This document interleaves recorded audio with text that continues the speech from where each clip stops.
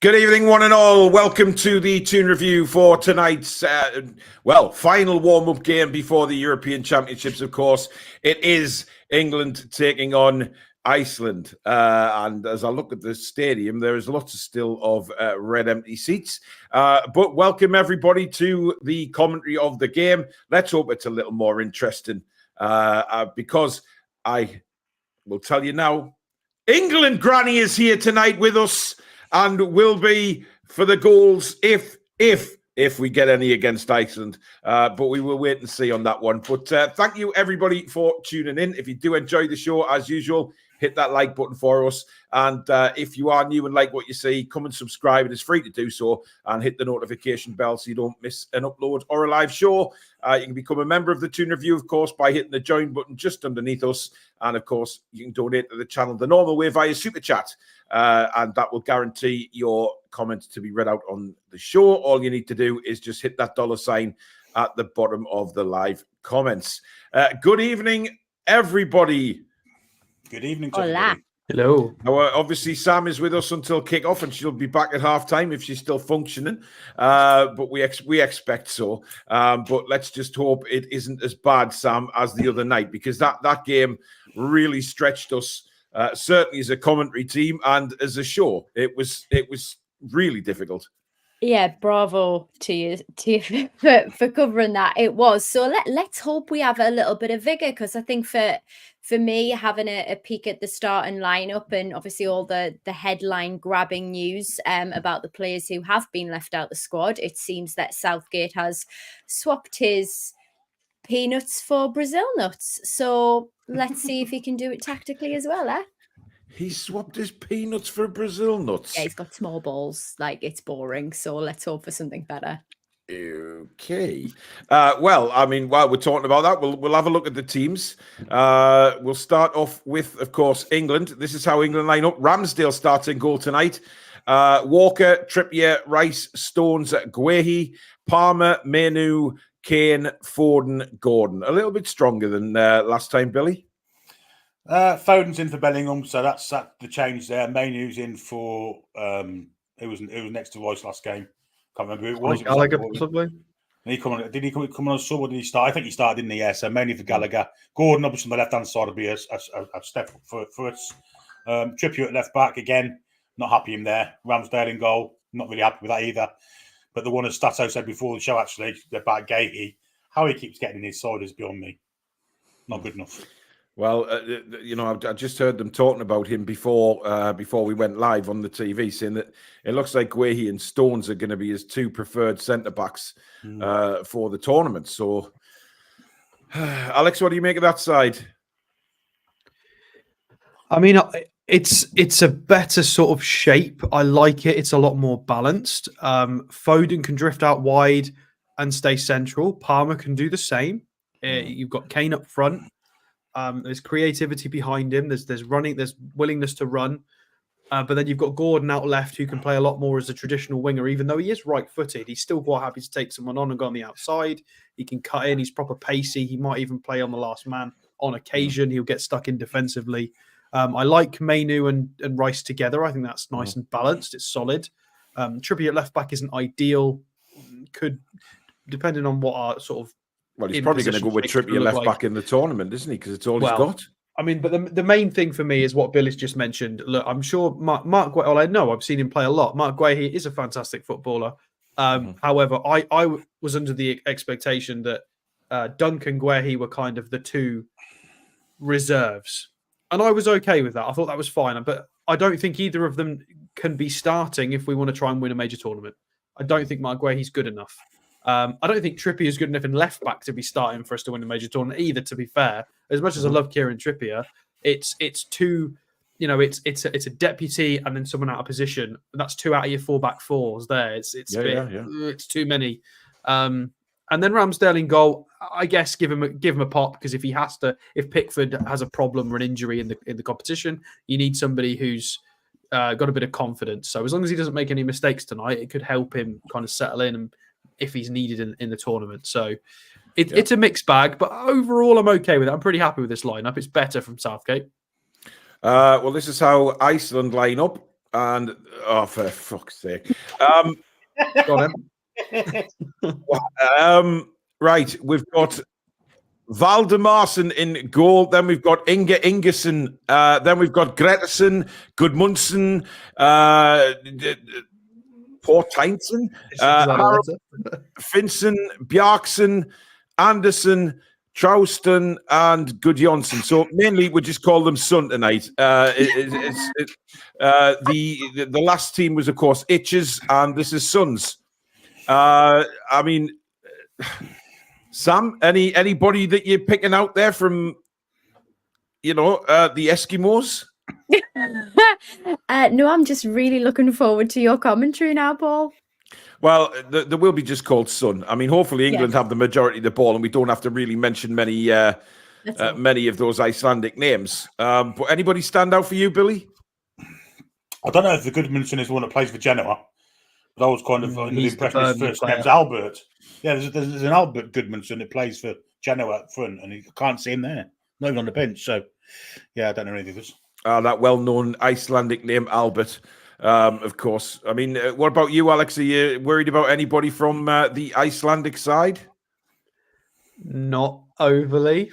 I mean, the two centre forwards, one's playing for Lyngby. I don't know who they are. One's playing for AGF Aarhus in the Danish Super League. So that's the standard. And then obviously the most recognisable name is Gudmundsson, who plays for Burnley, who played 26 appearances this season and is fairly solid. Left-footed in midfield. He's their captain. He's the most well-known name in that side. He's out of contract as well in the summer, but I don't think it's for us. But it could be a good pickup for someone. But yeah, not much to tell you about the Iceland lineup there.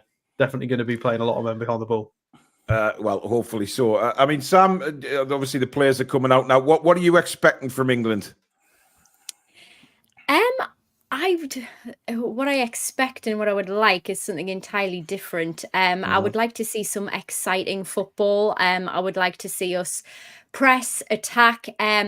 I think typically, especially with Foden and Gordon in the starting lineup, that we're going to have quite an exciting squad to kick off with. Yeah. We know that Gordon has the tenacity and the ferocity to actually give us legs and really press and have some assists and some goal scoring opportunities as well.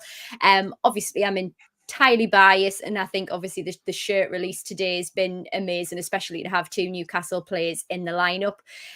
Picking up on a comment that Alex made earlier about Ramsdale being in goal, I think that probably is a protective move for Pickford. So I don't hate it because it's a friendly, but again, looking out for any mistakes from him as well.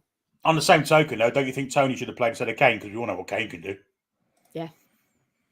Well, I mean, look, I don't know whether he's trying to play his strongest lineup tonight, that he's, as strong as he possibly can before they go into the tournament itself. I mean, you'd imagine Tony's going to get half an hour at the very least. You'd imagine. Yeah. It was Alexander Arnold that played with him, wasn't it? Not Gallagher. Yeah, it was, yeah. No, I just meant a replacement in the general makeup of the squad. Is normally that midfielder is going to be Gallagher, but I wouldn't hate it if it was Mainu, to be fair. I agree. Yeah, I prefer Mainu to Gallagher, if I'm perfectly honest. I mean, I just hope we put on a performance. That's all I want to see. I want to see a performance. I want to see. No way. What? Bjork singing a national anthem. Who? She's Bjork. from Iceland. Who? Bjork? She was crazy. She did all that. Not really. I'm telling lies. No. Billy. I thought she was also quiet, to be honest. I thought she'd be there for the big time sensuality, though. Yeah, I thought she was also still as well. She's still alive. Is she still alive? Well, I would imagine so. She is. I wouldn't expect her to be that old. To be fair. It was the worst song in the history of the world, by the way. Absolute terrible music. I mean, she was a. I mean, who sings like that? You know what I mean? Just she does. She's unique. Well, I think unique has been kind. To be honest, really but kind. Shakira sounds like a goat, but everybody loves her. Shakira. Now don't be going after Shakira. I'm not going on. after Shakira. It just sounded a little bit like a mountain goat if you listen carefully. That's terrible. That is. I mean, It's calling like a somebody. warble. She has a fun warble. Like You're calling somebody a mountain goat, Alex. I think. No, How I come said she Billy and Alex have sounds changed like a positions? mountain goat. That's very different. I mean, Gerard Piqué's been mounting the goat for a while, isn't he? To be fair, Well, they split up a while ago, though, Billy. have they? Yeah, they Yeah, split it's up ages ago. I didn't know. He's just been appearing on Twitch and driving a smart car and being weird. That's how current affairs I am. Hey, Is Big Dan Elvis Burns. still alive? Who? Elvis. Is he still alive? somewhere. Well, apparently he's that preacher, isn't he? Whatever his name is. Anyway, Sam, we'll see you at full time. Sorry, half time. I do apologise. Hopefully, we've got some goals to talk about. Fingers crossed, eh? Right, let's have a Absolutely. good one. Let's have it. All right, then. Catch us later. See you later, Speak Sam. soon. Bye. So Sam will be back with us at half time, of course, to hopefully celebrate some goals. Ramsdale, Stones, Guehi, Walker, Trippier, Manu, Rice, Palmer, Foden, Gordon, and Kane. I'm looking forward to seeing Gordon tonight, Alex. Yeah, well, he's got more quality around him this time. Obviously, the standard we're against is, they're not as good as they were in 2016. It's very, very different. And yeah, he'll be up for this. He'll definitely be up for this. I mean, the players around him, he's going to have Foden to play off. As long as Foden comes sort of left-hand side, he's going to have Kane, who possibly dropping deep. I would say maybe expect Gordon to be the last man on occasion because Kane does like to start dropping deep and being creative nowadays. He was good for it in this final season at Spurs. He's good at Bayern Munich at doing that as well. So I would definitely like to see. It's going to be Palmer and Gordon, I think, are going to do bits this game. I really hope so. It looks like that's how it's setting up. Well, Harry Kane at the moment just in the centre circle for the toss with Goodmanson, the captain of Iceland. And Goodmanson to you too. Indeed. So, Iceland lineup, Valdemarsson, Bjarkson, Gretterson, Ingerson, Finson, a midfield of Trouterson, Gudmundsson and Haraldsson, and a forward three of Anderson, Gudjonsson and Thorsteinsson. I beg your pardon. Absolutely. I think I did a little bit better there, guys, to be fair. Trouterson. Trenterson or something, isn't he? Trouterson. Trouterson. I don't bloody know. Give it a rest, man, will you? I mean, much better. It gets worse the more we say it. Well, yeah, but hopefully it'll be a lot easier come the bloody the tournament when I'm pretty sure we have some Icelandic viewers. Where are you tonight? We need your help. Yes, desperately need your help. Yeah, it is going to be Cole Palmer to kick the game off. England will be kicking it right to left in this first half. No, I'm getting absolute pelters for that Shakira comment. Well, I'm not surprised, Alex. I'm quite disgusted myself. Didn't have an Icelandic called Ulfa who came in the fans form a few times? Ulfa, yeah. I'm sure he did, yeah. Guys, please do subscribe if you're new. Bottom right-hand corner. This is Matchday Live on the Toon Review on this Friday night ahead of the European Championships, of course. And we are underway at Wembley. And England will probably be looking to score some goals in this game and hopefully get that morale booster win going into the tournament, which of course kicks off against Serbia in just, a week and a bit's time, isn't it now? So it's going to be we'll be covering the tournament right here as usual on the Toon Review. So make sure you tune in. We'll have a lot of games going on. Yeah, absolutely. But Iceland at the moment have the ball. I'm interested to see how Cole Palmer plays tonight as well. He's got a different role tonight. He's playing wide on the right, where he was quite central, wasn't he, tonight? Yeah, good strength up by John Stones, and he's howked down and holding his ankle instantly. Bearded Monster, who's been a member for 3 months, is playing Foden in the 10, will make England cook. He'll supply Gordon, Palmer and Kane with quality balls. This don't look good for Stones, I've got to say. It was a nasty tackle, actually, Billy. Look at that. Wow. That's Achilles or ankle. Oh, look at that twist there. Stuck underneath the Icelandic player there. Oh, that's not a good one. That's a painful one. But he's up. He is the starting partnership, guys. Oh, God. I mean, that's tournament. He's up. He's all right. He's fine. Thank God for that. Whoo, that could have been a broken ankle. That the way it folded underneath the Iceland player. But hey, he's up. That's the main thing. And the ball is now with Guehi. And plays it across to John Stones. So immediately gets a touch of the ball. Looks okay. Kyle Walker now. Back to his Manchester City teammate. And England look to build from the back with John Stones. Just a walking pace at the moment from him. Gordon's making a good run up the left. So is Kieran Trippier. Harry Kane now, very deep. Sprays the ball out to the right-hand side. Good ball that to Cole Palmer. Palmer now, halfway inside the Iceland half. Plays it back to Declan Rice. And it's now with Kobe Mainoo. Back to John Stones on the halfway line. Back to Mainoo again. England look for some options here, but he goes back to John Stones, who has a little bit of a jog on that angle. Looks okay. I wouldn't say he's 100% comfortable at the minute, but he looks okay. Here's Trippier now. To Gordon. Gordon feeds it then on to Cole Palmer. Down the left-hand side. Palmer into the box. And it's Harry Kane trying the shot. And it's blocked and cleared, but only as far as Declan Rice on the end of the box. I thought he could have had a shot there. Yeah, he seemed to take an age of time there to get the shot away. Begging for the bend to the far corner, wasn't it? It was. And here is Rice again now.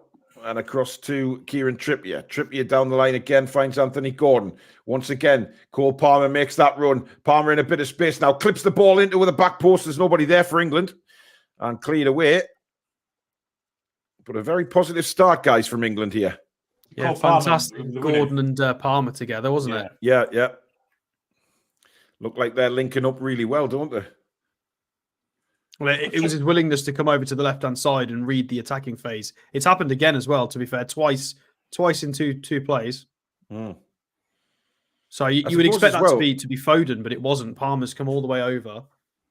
I suppose as well, guys, what we need to consider here is that the fact that, Cole Palmer can come inside, and when he does come inside, Foden can just go out to the right. Yeah, it's a really flexible front four. And even Harry Kane dropped right towards the centre halves in build-up to spray a pass out wide. So super versatile. It's just the back four that's a bit shaky. Yep. But here is John Stones for England. To Foden, to Stones. And now Cole Palmer, seeing plenty of the ball in the early moments of this game here for England. And he gets it out wide to Kyle Walker. Walker's got Mainoo in support now. Mainoo turns back to Phil Foden on the edge of the box into Declan Rice. Little flick on for Cole Palmer. Too much pace on it, but positive that from England, guys. Yeah, it's been a good start, actually. Yeah, very much on the front foot. Iceland looked like playing low block and a good defender all night, but very positive, promising start from England, especially Cole Palmer and Gordon on his left side. Mm. I mean, I like a player that's got the imagination to not just stick to the one position. It's the imagination that's bringing him over to this side. He's his reading of the game and like status. I like that. Well, we want to get these guys on the ball as much as possible. The likes of Cole Palmer, Foden, Gordon, they will create stuff. But you were right, Alex, before about what you were saying. Harry Kane there a couple of minutes ago coming right back into his own half to get the ball.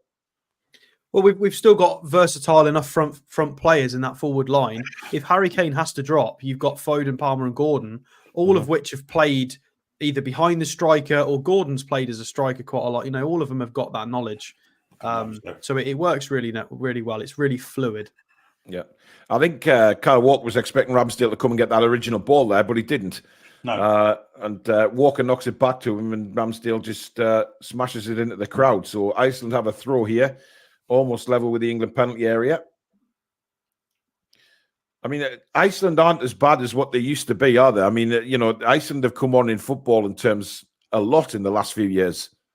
Well, they knocked us out of the Euros in 2016, didn't they? So, yep. Well, I mean, they did lose a key player to a bit of a scandal, which was a shame. But consider it, it's a country with a population of around 300,000. So their footballing pedigree is fantastic, all things considered. Because look at the equivalents in the world of your San Marinos and Maltas and Gibraltars, whereas Iceland a little bit bigger, but it does, holds its own in football. So I don't think these guys lost 4-1 to Luxembourg though. So. It's a lovely ball out to the left-hand side, and it's actually Kieran Trippier who's furthest forward here for England, down by the touchline here, pulls it back across to Declan Rice. Rice inside now to Foden. Foden clips it out again to the left-hand side. Trippier can't take it on his left foot, and it goes out for a throw-in. But it died off there. Kieran Trippier, made the break, and then it pulled back to Foden. But by then, Iceland have got all the defenders back. It was a brilliant pass, but because Trippier ain't got a left foot, he had to cut back. Simple as that. Yep. To be fair, he did make a very quick effort to get it to someone. So he did try, but again, he's not left-footed. It just went a bit Sputnik there, but England again pressing for the ball here with Anthony Gordon and really hassling the Iceland players. And we've won it back now with Mainu. Mainu's got 3 around him, tries to play it through for Kane, but that just rolls back to the goalkeeper. But obviously the Icelandics identifying Mainu's a problem there. Billy sticking 3 on him as soon as he got the ball there. And to be fair to Mainu, he got the ball through and Kane didn't read the only part of the ball that he could have played. It's the only ball he could have played and didn't read it. That was more Kane's fault than Mainu's. I thought Mainu did well there. Yeah, it was a great little recovery from him. I mean, that's why he's been picked, because even despite his age, he's got press resistance. He can retain the ball, and he can sort of wriggle out of tight areas. So he's it's frustrating as is to say, because we wanted obviously Miley or somebody to break through into this kind of setup. Mainu is good enough for it. So I'll be honest, Mainu streaks ahead of Miley. I have to say, I know it's not a thing to say on the Newcastle channel, but I'm not sure they're the same sort of player, though. They are different players, Yeah, I think Mainu plays a lot further forward, doesn't he? I mean, look, Miley likes getting forward as well. He's a more complete package, isn't he? It's physically more imposing as well, more athletic, I think. Yeah. Well, it's the press resistance that I again, it's something that's very rare. Bruno's obviously got the best in our team for it, but for them to have an 18-year-old that is like that is very impressive. Yeah, here's Cole Palmer just outside the penalty area. Great speed by Kyle Walker to keep the ball in earlier on. Foden now. Great little spin turn. Back to Guehi now. Guehi gets it across to John Stones. Stones out wide to Kyle Walker. Inside Declan Rice now. Rice back to Walker. Nice little ball through to Cole Palmer. Now Harry Kane in the penalty area. Kane gets to the byline, tries to clip it to the far post, and it's blocked for a corner. I mean, Kane got a lucky ricochet there, but fell to Kane, tried to clip it to the back post for Anthony Gordon, but well defended. It's England's first corner of the game. Okay, Gordon's hungry. He's coming central every time the ball's on that right-hand side. Very hungry. He knows where the goal is. He scored for us in those positions. He has, yeah. Phil Foden is going to take this left-footed, so it's going to be an in-swinging corner. And it comes now towards the far post, but straight down the keeper's throat, and he hangs on to that really well. Foden will be a little bit disappointed about where he put that ball there, but still goalless and coming up to 9.5 minutes gone. And it's been as we expected, mostly England possession, to be fair, but not really anything on goal just yet. Gui's out jumped in the air. I've got reservations about him. I really have. I mean, he completely out jumped there. Gave the hand dunk, to be honest. I mean, Lewis Dunk, I rated him a few years back, but again, he's sort of, he's at an age now where he's slowed down. Quality players, aren't they? Which is still a very good standard. But again, we want to win a trophy. Exactly. Iceland in possession now. And it's with a very blonde-haired man with a bun. Very professional commentary here on the Toon Review, as Anthony Gordon now has it. Wanting to have a run. He's definitely wanting to have a run at this. He's gone past him like Superman went past Batman. Unbelievable. As Gordon now heads towards the penalty area. He wanted to go at the byline. Now still Anthony Gordon clips it back. It's cleared away. I think he'd be disappointed with the ball he put across, but fantastic speed from Anthony Gordon again. He must have expected someone to go near post there. He had to. And someone had to go near post. And Declan Rice has it now for England. Into Foden. Foden to Gordon. Gordon, bad past that. Looking for Kobe Mainu, but it was intercepted. And Iceland now come forward. With Goodmanson on the left-hand side. Kyle Walker deals with him very well. Wins the ball back. Plays it to John Stones. Right by the touchline. Stones clears the ball. Not the best of clearances from John Stones. And Iceland recover possession again. I'm not sure who John Stones was aiming for there, but it was an awful pass. Gil Gallard, thank you for your super chat. Were you surprised that Branthwaite wasn't picked? I was. I think he's better than Lewis Dunk, put it that way. I think he's better than Guade, actually, to be fair. that was a puzzling selection, guys. What do you reckon? Yeah, I mean, Tomori's better than both of them, all three of them. Yeah, Tomori and Branthwaite should both be in this squad. I mean, there's an argument to be made that he's young and maybe he's protecting him, but then again, he's also got Adam Wharton and Mainu in this squad. So that I can't really make that argument. So I just don't know. He's picked two centre halves purely because they play fullback. They can play fullback with Konza and Gomez. Doesn't make any sense to me. Yeah, just pick right backs or left backs. Anyway, they want to attack. Iceland are going to have the first shot of the game, and they've scored. It's Dorstenson who has scored. He beats Ramsdale at the near post, and 12 minutes gone, and Iceland have the lead against England. Unbelievable! You could see what he was going to do there, Alex, and he smashes it into the bottom corner. Well, I'm just watching it in real time now. Again, there's acres of space in midfield. Yeah, it's Mainu. He gets past Stones as well, just creates himself a little bit of space, and it's a good shot. That was, again, just in transition. He's just driven into the space. Mainu's went down in installments then. Dear God. He should not be beaten. That's terrible. Down there. Yeah, that's not good goalkeeping. That's Dubravka, that is. That's really... he shouldn't be beaten there. No way. He'd be very disappointed that he's been beaten at the near post like that. My God. He doesn't get his hand out till it's gone past him. It wasn't that much of a powerful shot. That's ridiculous. No. Ah, dear. I think he knows it as well, looking by his face there. But sensationally, it's England 0, Iceland 1. We've just passed the 13-minute mark now. And, Thorsteinsson has scored for Iceland, guys. It is 1-0. It's their first attack in anger, isn't it, really? And they've scored from it. Yeah. The goalkeeper's a lot to blame. I mean, we were set very high up. Kyle Walker was high up on the right-hand side. You'd got Rice, who'd pushed slightly further forward. So we'd got Mainu in front of a back three. Mainu couldn't recover fast enough. Not really on him. Stones tried his best to get the angle. And then I think Ramsdale should be saving that. It is near post. I think England are all over the place. Yeah, Iceland are flying down the right-hand side now. Trippier's got to get back. Ball played across, and it's too deep. Walker heads it away. He'll keep it in play. And a nice little touch now to Cole Palmer, who will hopefully settle things down. Finds John Stones, but England getting themselves in all sorts of pickles. But Mainu brings it away and plays it up to Harry Kane. Lovely turn by Harry Kane. And now can send Gordon away. Anthony Gordon. He's into the box now. Anthony Gordon onto his right foot. Oh, he's totally mishapped. I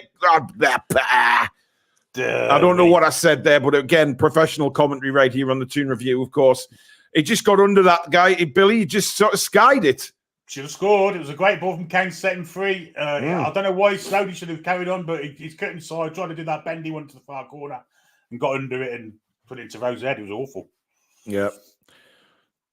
That was not vintage Anthony Gordon. We don't see him do that for Newcastle. That was a shame, that was. I mean, he also had Phil Foden square of him as well. He could have knocked it across to him, but he's always going to shoot in them instances. Declan Rice caught late there, but managed to get the ball to Gordon, who then is chopped down like a tree surgeon chops an oak tree. Smashed to the ground, and the referee wants to have a little bit of a word, telling him to calm down. I mean, that was a very late tackle. I mean, I don't think there was a lot of contact, to be fair, but Gordon knew it was coming. Here's Mainu. Out wide now to Kyle Walker. It's certainly a kick up the arse for England, Alex. It is indeed, yeah. Well, again, they should be putting several goals past a team like this. No disrespect to Iceland, but they should be. And it's a case of, it's going to be pressure for them. They're going to have to switch on, and they can't just play in second or third gear now. They're going to have to really concentrate in this friendly and work hard, which maybe is a good test for them going into the tournament. Kane knocks it again forward to Anthony Gordon. Gordon now heading towards the penalty area. Goes to the byline, nips across, and again, there's nobody at the far post. Cole Palmer had come inside. It was literally standing next to Harry Kane, which meant there was nobody at the back post to nod it home for England. Brilliant ball from Gordon that time. Much better. Yeah. Iceland survive again. If you've just joined us, welcome to Matchday Live here on the Toon Review YouTube channel. As we build up to the European Championships, it is England 0, Iceland 1. A 12-minute goal for Iceland. Anthony Gordon has looked very lively from a Newcastle United point of view. But at the moment, it's the visitors who have a goal lead. If you are new to the channel, don't forget, bottom right-hand corner, hit that subscribe button and come and be a subscriber of a wonderful community here on the Toon Review.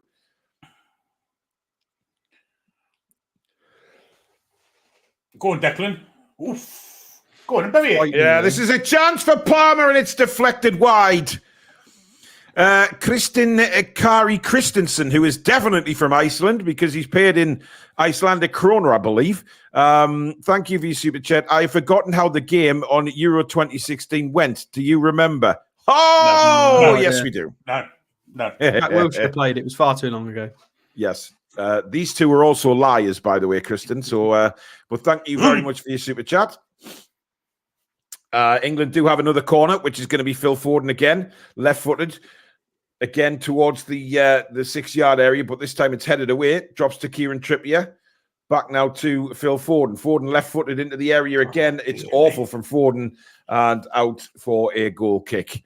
Not hot on Foden set pieces, I've got to be honest. I mean, that's awful from the Icelandic keeper there. I think Cole Palmer could have probably done better there. He's on his left foot. Just sort of... I don't think he got the whole of the ball. It was deflected out. Marky says, my super chats are still not bloody working. I've got no idea, Marky. We don't deal with that. Obviously, that's a YouTube system. Is he doing it on Apple? Or is it maybe it's an Apple? I don't know. I have no idea. But, yeah, we have to remember that, they are super chats and stuff like that are governed by other software. We have no say in it working for people or not. But I'm sure it will eventually. But thank you, Marky. Iceland bringing it out now from the penalty area. No real challenge there, but it's blocked by Cole Palmer. That was stung him a little bit, side of the head there. Might knock some brains into him. Yeah. Well, to be fair, he's probably looked one of England's brightest players in this first 20 minutes of the game. That was a hell of a player, but he's just a bit of a dickhead, isn't he? Yeah. And England win it back now. Foden again can't take the ball with him. Kane sweeps things up, gets it back to Guehi, who is midway through his own half at the moment, but gets on with it quickly to Kieran Trippier. Trippier now. Foden back to Trippier again. Trippier will go back to Guehi on the halfway line, then into Menu, back to Guehi. And again, it's just these little one-touch passes and not getting anywhere, but eventually we put it out to Cole Palmer, who instantly looks forward, but he's got to go back again to Stones. See, this is where I think we're going to struggle in the Euros, guys. It's... I just... What's that? What is that from Foden? He's kicked it straight. He's had a dreadful first half. He has been dreadful. Well, I mean, based on everything we've seen so far, Bellingham comes in, Foden sits out. I'd agree with that. I don't think that'll happen because I think Gordon will drop out for Bellingham. But based on what we've seen, I think it should be Foden so far. Well, yeah, I mean, Foden's been terrible. He really has. Left. Foden's not a left-sided player, can though. play the same way that Gordon can on the left-hand side either. No, I think Foden would come in for the other side for Palmer, personally.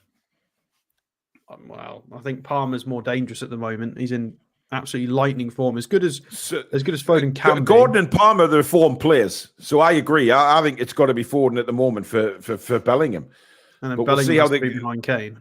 Yeah, we'll see how the game develops. Here's Kyle Walker, flicks it over, looking for Cole Palmer, and it's going to be a throw into England. C15 Rice says this season, Bourne has proved it and had won a European trophy. Grealish unfortunate though. Maddison out of form. Since October, Branthwaite should be, for me, in, but as with low and experienced centre-backs. Well, I mean, yeah. I mean, experience is one thing, but here's Declan Rice now heading towards the 18-yard line. Plays it back to Menu. Menu inside to Trippier. Trippier flicks it on to Gordon. Gordon looks for somebody to make a run for him. Doesn't really get it. Has to jog back with the ball a little bit. Turns again into Menu. Nice little 1-2. We're going to get a nice little ricochet there. It's back to Kieran Trippier now. Back to Menu. Menu plays a nice ball in for Foden, but he's got nothing on that at all. And it's in the arms of the Iceland keeper. I mean, we've not really tested this goalkeeper yet, guys, and we're 21 minutes in. No, it's not been good. Since that early start, I mean, we still look good going forward, but yeah, we do. There's still worries at the back, isn't there? Well, I think that's where we've got to worry about the championships, to be honest. Again, yeah. And they're in again. And he just couldn't take it there. He got ahead of Trippier, and if he'd taken that ball, he was through in on goal. But Trippier's done well, very well indeed, to win that ball back and gets it back to Guehi, who's still in his own penalty area at the minute. But again, that ball over the top, I mean, you know, you're looking at better quality players getting on the end of them, and they're away. Harry Kane, again, very deep in England's own half there, plays it back, and John Stones now with the ball. He's waving players forward. Thank God. Stones now, then plays a little ball into Walker. Walker down the line to Cole Palmer. Palmer on his bike. Cuts inside now onto his left foot again. Spins and gives it back to Harry Kane, who's come out wide. See that? I mean, our main striker should not be there. I mean, he's got to be in the penalty area for crosses, surely. But then Kane plays a lovely ball across, looking for Trippier. Nods it down to Anthony Gordon, who spins, trying to get it on his right foot. It's back to Rice. Oh. Rice clips a lovely ball, just too much pace on for Harry Kane, and it's out for a goal kick. But it frustrates me when Kane comes out there, guys, because I think we need him on the box for crosses, because he's a very good header of the ball. It's a side England are losing. He does it every time when England are losing. He thinks he's got to fix it all himself. Yeah, he's a great passer of the ball. There's no doubt about that, but we need him in the box. He's our talisman up front, so no point him standing on the halfway line. Hey, well, I mean, it's a shocking scoreline. It doesn't matter what you think of it. It is a shocking scoreline right now at Wembley. And not the ideal build-up that Gareth was hoping for so far, but still plenty of time, of course, left in the game. And the ball is with Phil Foden, but unfortunately tackled again. Iceland managed to keep the ball back in.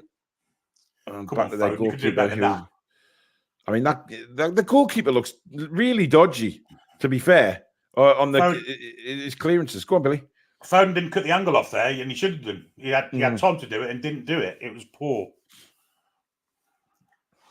Yep, Foden certainly not up to match speed in this first half. NUFC Ollie, thank you for your membership for 13 months. Thank you so much. Favorite channel on YouTube. The effort all four of you put in is unmatched. Thank you very much.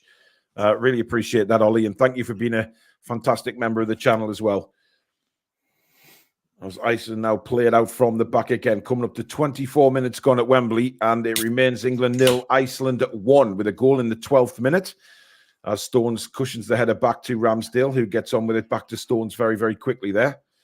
And Stones brings it forward to Declan Rice. Rice has to go back to Guay, but he gets a first-time ball into Foden, who's getting on the ball a bit more now. Brings it forward, looking for options. Not really anybody making a run ahead of him, though.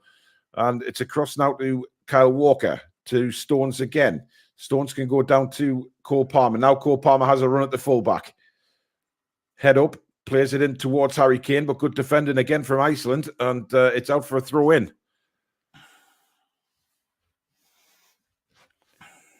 I mean, are you disappointed, Alex? We haven't had a shot at goal yet in anger? I mean, we have had a few shots, but it's just a case of working the opportunity. Nobody's had a pop from 25 yards, but they're packing the bodies. We haven't tested the keeper yet, though. That's the main thing. Well, there's not a lot of space, to be fair. They're playing a 4-4-2, or sometimes that second striker will drop into midfield as well. There's no space in between the lines. And the play always breaks down. If they reset, we can't find a way through. And Foden's not been able to sort of click yet. Palmer and Gordon have done okay. It'll come. It'll come. Well, I hope so, because this is Iceland we're talking about, and we've got a lot more difficult games in the Euros. Struggling to break Iceland down, it kind of worries you a little bit. I know we've got a couple of players to come in, of course, but there's quite a few of the starting 11 out on that pitch tonight. And here's Declan Rice now. He's got Gordon wide of him. Gordon now. Again, cuts back onto the right-hand side. Looking for the run. Tried to play it to the back post to Harry Kane. It's shut down straight away. Here's Declan Rice now. Kyle Walker enables a space on the right-hand side. Rice has been forced back. Lays it into John Stones. Stones back to Rice now in the centre circle. Feeds it into Foden. Foden comes forward. Nice little ball into Gordon. Gordon back to Foden. England trying to build something again. Declan Rice floats one out to the right-hand side. Lovely ball to Kyle Walker. Takes it down on his chest. Lays it back now to John Stones. Stones again has Rice in support. Little 1-2. Stones can come across to Kieran Trippier now in the middle of the field. Plays it left again to Gordon. Gordon inside to Kobe Mainoo. Nice little turn. Again, two men on him. Does really well to get it back to Gordon again. Trippier makes the overlap and run. Gordon inside to Kobe Mainoo. England just reluctant to pull the trigger again from the edge of the box. Trippier now swings one back to John Stones. And again, the move dies off. But Foden again, poor touch, and he loses the ball. He just can't get it. Why did he take the keeper off? He just can't get into the game, Foden, at the minute. I mean, that was a simple take there, and he just lost the ball. Good play by Guehi there to win it back for England. But we seem reluctant to shoot. There's a few problems. The first one is they're all standing too close to each other. They're not getting into space. The second one is whenever the ball's going back to the keeper, they're not getting the angle off to stop him from going there. Yeah, there's a couple of things going wrong at the minute for me. Well, I mean, to be fair, with space, in that last phase of play, Iceland was sat in a 7-3. There was no space. But at the same time, yeah, I'd like to see Foden with a bit more movement. There's been 3 times now I've seen Anthony Gordon pointing to get him moving into different positions, which Foden should already know how to do that. Well, again, England being forced back here. I mean, look, they're going to... This is where we'll see how good England are. You know, they need to break teams like this down. Good work by Declan Rice. Swings it wide for Cole Palmer. Takes it down on his chest. Palmer on his left foot now. Swings it in the box. Harry Kane! And he's missed from 3 yards. That's worse than Gordon's King Huddle. Harry Kane just does not miss those normally. He did that one. And he's put it over the bar. Shocking. Was he offside? No, he weren't offside. No, he's onside. It's a great ball in from Palmer. And normally that's meat and drink to Harry Kane. And he's put it over the bar from, on the edge of the 6-yard line. Oh, dear. He shinned over the bar. Totally got that wrong. Alex, we don't normally see Harry Kane miss those. Yeah. I mean, it's not the easiest goal to score, to be fair, but with Harry Kane, you've got to put them in the back of the net. Yeah, well, I guess I'm watching it in slow motion. You know, it always looks a bit easier in slow motion. You know, the ball's spinning. That's Harry Kane we're talking about. Yeah, exactly. Yeah, a player of his caliber, you've got to be hitting the back of the net, or at least getting it on target, really. But England, as the game, I mean, a lot of this first half it's been constant England possession, but we just haven't tested the Icelandic goalkeeper yet. That was a brilliant opportunity for Kane. But it went amiss, and it's still England 0, Iceland 1. The goal in the 12th minute, Ramsdale poorly beaten at his near post. He won't be happy with that at all. And we still don't get to celebrate England's granny. She's still doing her knitting. As Iceland again, I mean, credit Iceland. They're certainly, not scared to try and bring it out from the back, are they? They'll... There's an easy option from every time, though. Well, it is. I mean, we're not closing down quick enough. Rice again for England. Pressing structures and the positions and the movement is all down to Southgate. Oh, absolutely, all down to the coaches. Yep.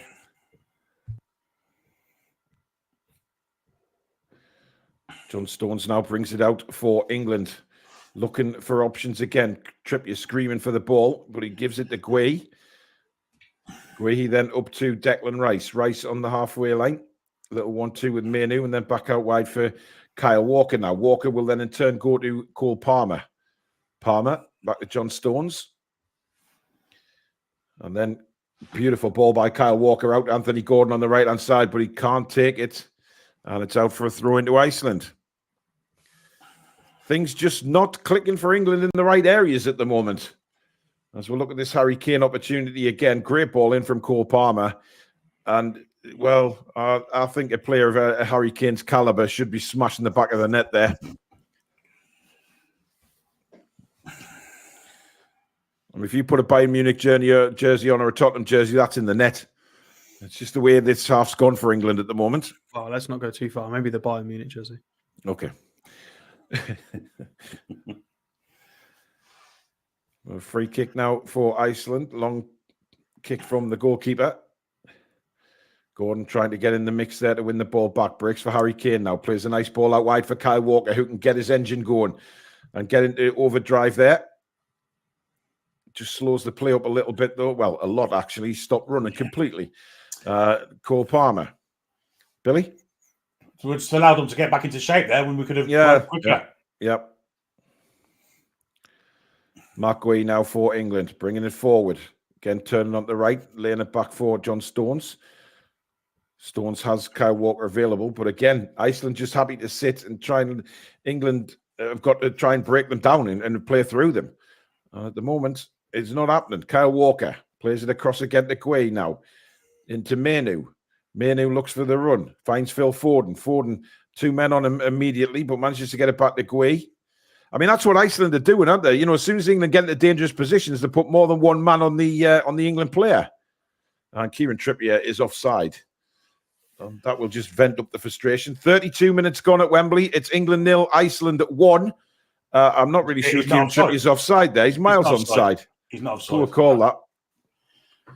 But thank you, everybody, for joining Matchday Live right here on the Toon Review YouTube channel. Please do subscribe if you are new, bottom right-hand corner.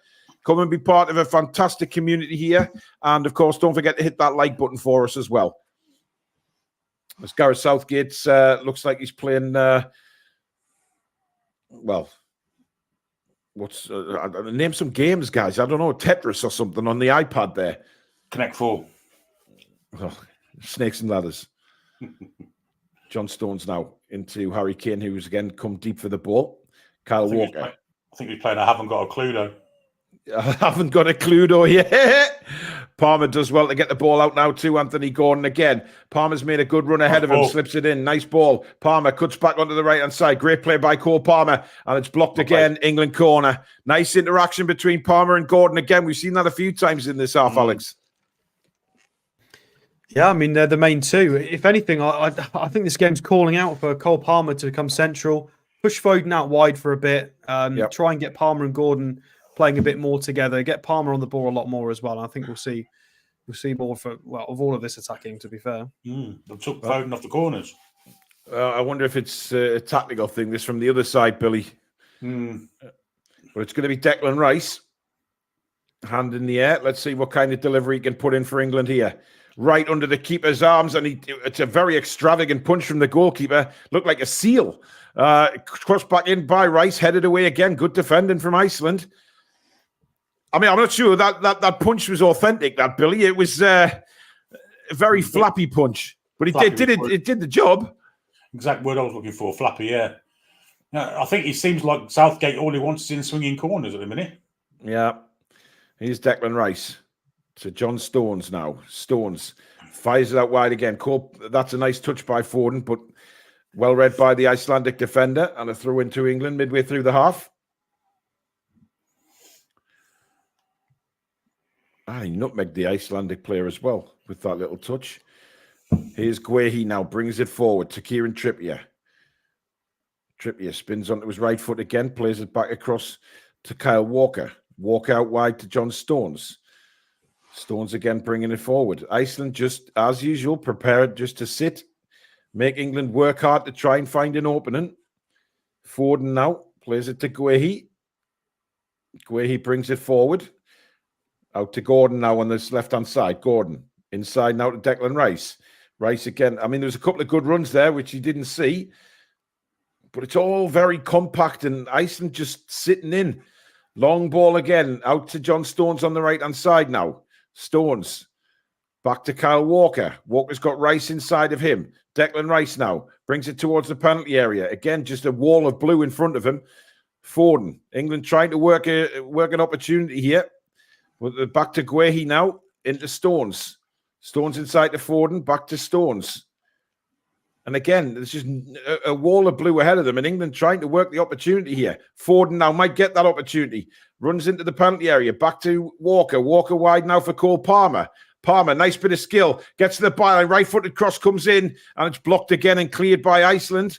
But England win it back again now with Manu. Manu to Palmer. Palmer to Walker. Walker swings it inside to Declan Rice. Rice goes inside to Foden. He's tried that clever little flick again, and he's just kicked it straight out of play. This is the problem with inverted wingers when you're playing against a low block. You need to make the pitch as wide as possible because you've got inverted wingers. We're not. It's all very narrow. As we're looking at Luke Shaw there, sitting alongside Lewis Dunk.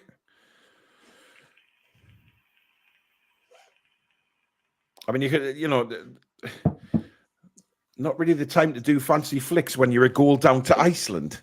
Let's be honest. Well, no, I disagree with that. Maybe it's a time to try a bit of creativity because nothing's worked. Yeah, I'd that didn't- revert back to what Billy said, and that we do need to try and make the pitch a bit bigger, and I think they need to change tactics. But I don't mind the creativity, but it keeps failing. Yeah, but I mean, it was never getting anywhere, that ball, Alex. It just, if anything, when you're down 1-0 to Iceland, you're frustrating the crowd in front of you when you know, I know what you're saying, but this is Iceland, man. There's not a lot of space to operate in, so it has to. Terrible. You have to break them down with a flick or a trick sometimes. Well, I agree with that, but it's like we said the other night, though. We're trying to get the fans up and ready for the tournament, and again, I mean, this isn't exactly exciting us for the tournament, is it? No, well, it's not. The job isn't to get the fans ready and them ready, and it's nothing to do with us. It's to do with prepping the team for the challenges ahead and trying to win the tournament. Play. Yeah, great play from Harry Kane. Kyle Walker now. But again, he had opportunity to run forward there. He's gone backwards. Now into Declan Rice. Rice. Oh, nearly a clever ball into Gordon, but well intercepted again. I mean, Iceland, when they've had to, they've defended reasonably well, to be fair. As Guay picks it back up in his own half now into Declan Rice. Coming up to 38 minutes in the first half, and Iceland still have a goal lead. Give the winger the ball and let him run at him. Yeah. Again, a lovely ball from Harry Kane out to Kyle Walker. Walker will... Oh, that's dreadful. I mean, that is as dreadful as it comes. I mean, there's a little bit of frustration kicking in there. This inverted winger is kind of exacerbated on his left-hand side because the fullback's right inverted as well. So everything's going inwards. Yeah, it's not working for me at the minute. I mean, Tripp had the ball there. Play it out wide. Let Gordon run at him. But he came inside again and played into where all the players were. Yeah, there seemed to be a bit of frustration in that Kyle Walker cross there. I mean, he looked fed up, really fed up with himself after that. But Iceland would be delighted with the way this game's gone at the minute. Absolutely delighted. I mean, I'm quite happy to blame Southgate here. I mean, that's not a surprise, Alex. You're right. It doesn't help that we've gone 1-0 down because they're even more willing to be more compact. But yeah, but it's negative tactics, isn't it? It's negative. Look how many times we've passed the ball backwards. I wouldn't say it's negative. I would say it's to do with the pressing. It's to do with how we're attacking the space. We're not creating any width. I don't like what we're doing with the fullbacks. I think Rice has probably been the most useful player because he seems to be the spare man driving forward. But it's tactically just not working at the moment. It's boring is what it is. It's boring. Anyway, can Anthony Gordon light us up now? He gets to the byline, shrugs off one defender, puts a cross in. And again, no England player on the end of it. Trippier misses the ball there, but Guay gets back, and it's an Iceland throw. I thought that was an a great cross from Anthony Gordon. Why Harry Kane didn't go for that, I will never know. Well, I mean, that's about the third time we put a cross in like that. It's in the air. And look at Harry Kane. Well, didn't get there, but blaming Harry Kane for that's a bit daft. But there should have been someone there ready for the header. Well, you would expect against Iceland to put some players in the box, wouldn't you? Yeah. I mean, Jesus Christ, man. Greece are leading in Germany, by the way, by a 1-0.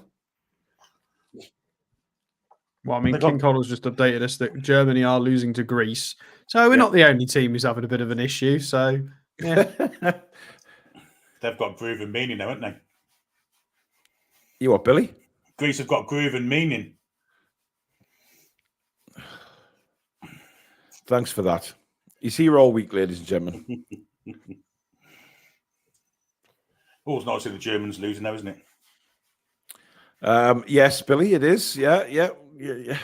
I'm not going to say anything else. I'm just saying it's nice to see the Germans losing. Thank God for that. Thank God for that. Why are we sat so far off the ball when they've got... There's no pressing here. There's literally no pressing. It's Iceland, for crap's sake. Because Harry Kane doesn't press, does he? He hasn't got the mobility to do it. Oh, my goodness me, man. And that's a foul by Guay. Very heavy-handed there on the Icelandic forward. As the 30 or so Iceland fans at Wembley are having a ball. Long ball again. Kyle Walker cushions a lovely header down to Kobe Mainoo, who can turn. But again, it's very slow. Now, Foden. Can we do something here? Foden. Oh. All the space to hit the ball into, and it's a fucking Icelandic player. Yeah, that's not good. I'll have him off at half-time, really. Foden's done nothing. He's been very, very poor. As Iceland come forward again, and Ramsdale's got to be quick off his line here, and is... Dear me. I mean, that was just like knife through a butter there from Iceland. But we get away with it. And Declan Rice now to Kyle Walker. Back to Rice. Inside the centre circle now. Outside now to Cole Palmer. Palmer tried to get it down the line for Menu, but it's intercepted again. Very frustrating. Very frustrating. And Iceland knocking it around like prime Barcelona right now. Getting themselves out of a bit of a pickle there. And are just keeping hold of the ball and happy to do so because the press from England just isn't there. It's back with the goalkeeper now.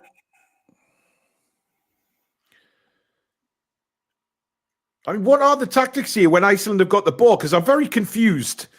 Like, we just don't seem to want to attack the ball or try and press to get it back. It's just like, let's sit off them. We're dropping into a 4-5-1. Yeah, the striker's a statue. That's why the centre forward's a statue. Doesn't want to move, does he? Or can't move, or either.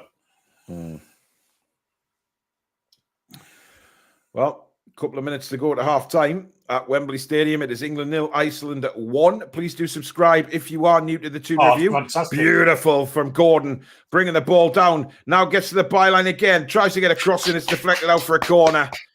Wonderful take, Billy. He had no right to set that ball down. It was a fantastic bit of control, wasn't it? With his left foot as well. Oh, it's right foot. Yeah, I haven't seen it yet. I'm about to. Quality.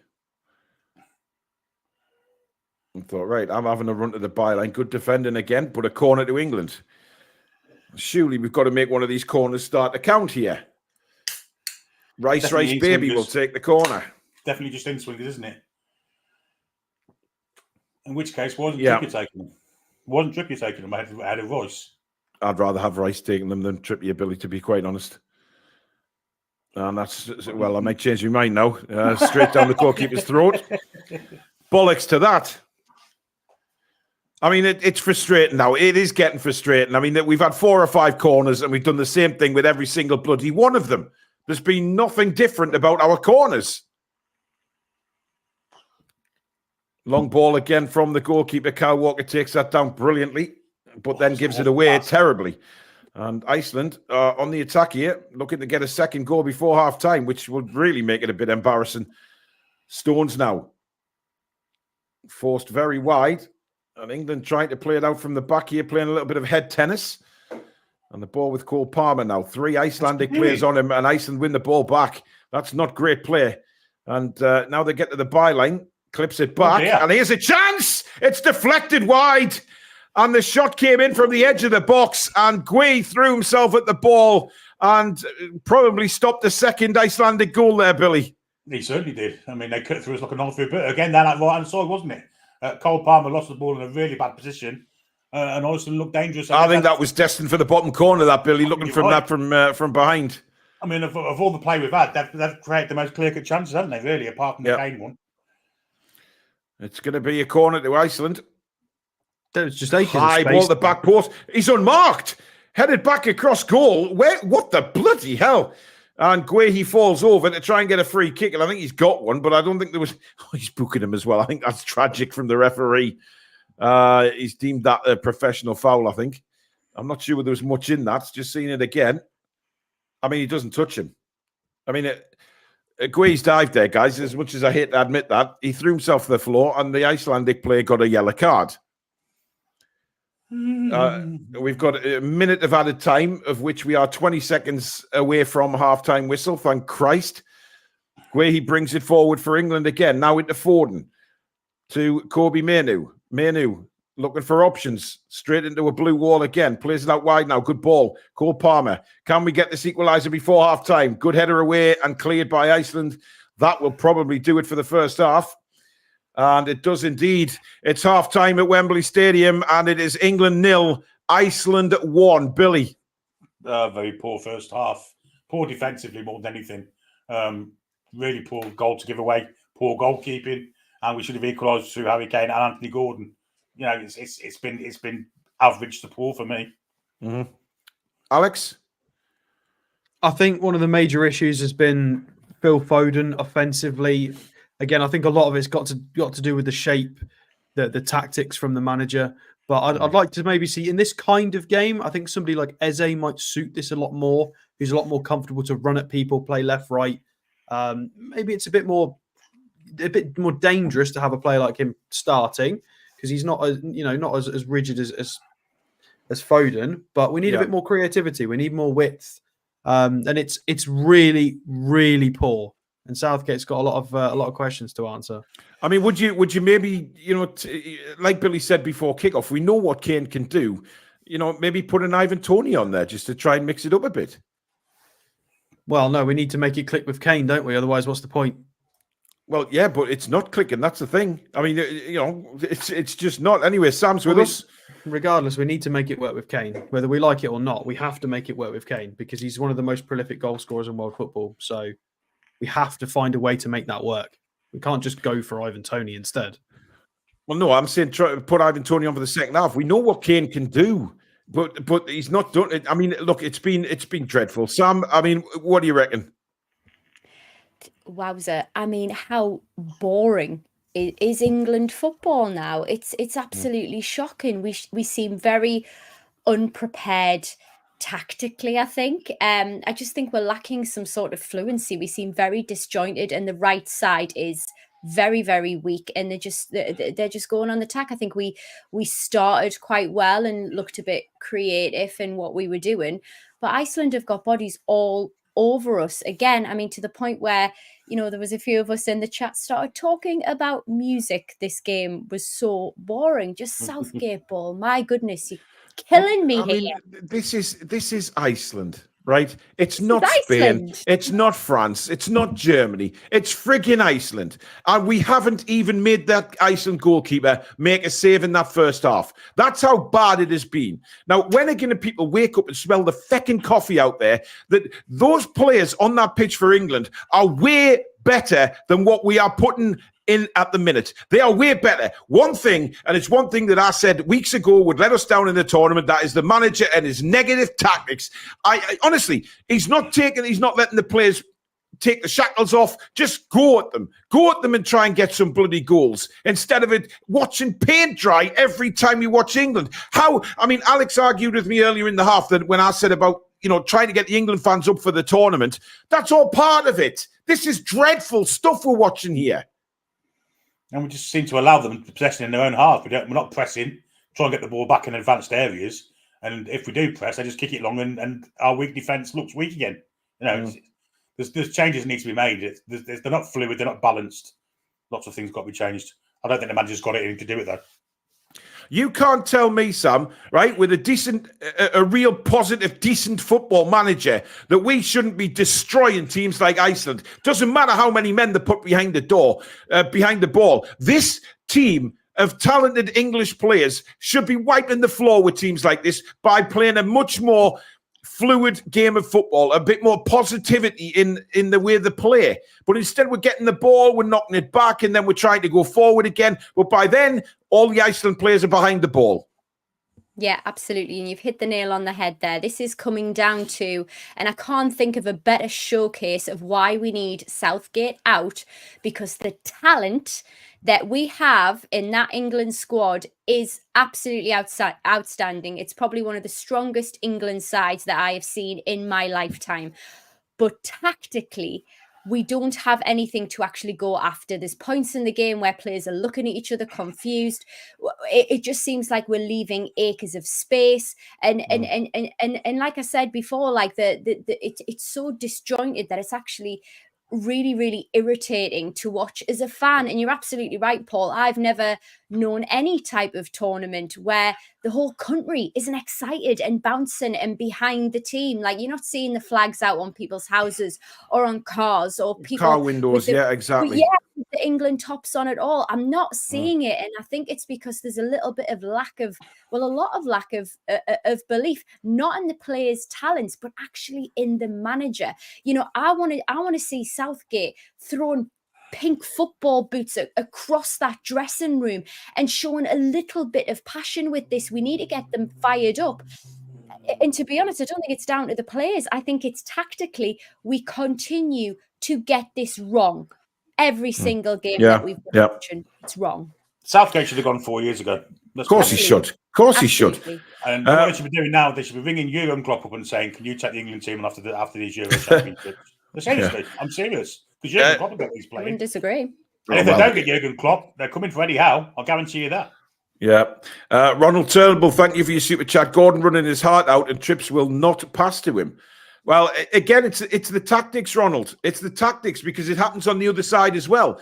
As soon as the wingers get the ball, they are passing it inside. It always comes back into the middle. And I don't understand why it's coming in the middle because Iceland are just sitting deep and waiting for the ball to come across and then crowding us out.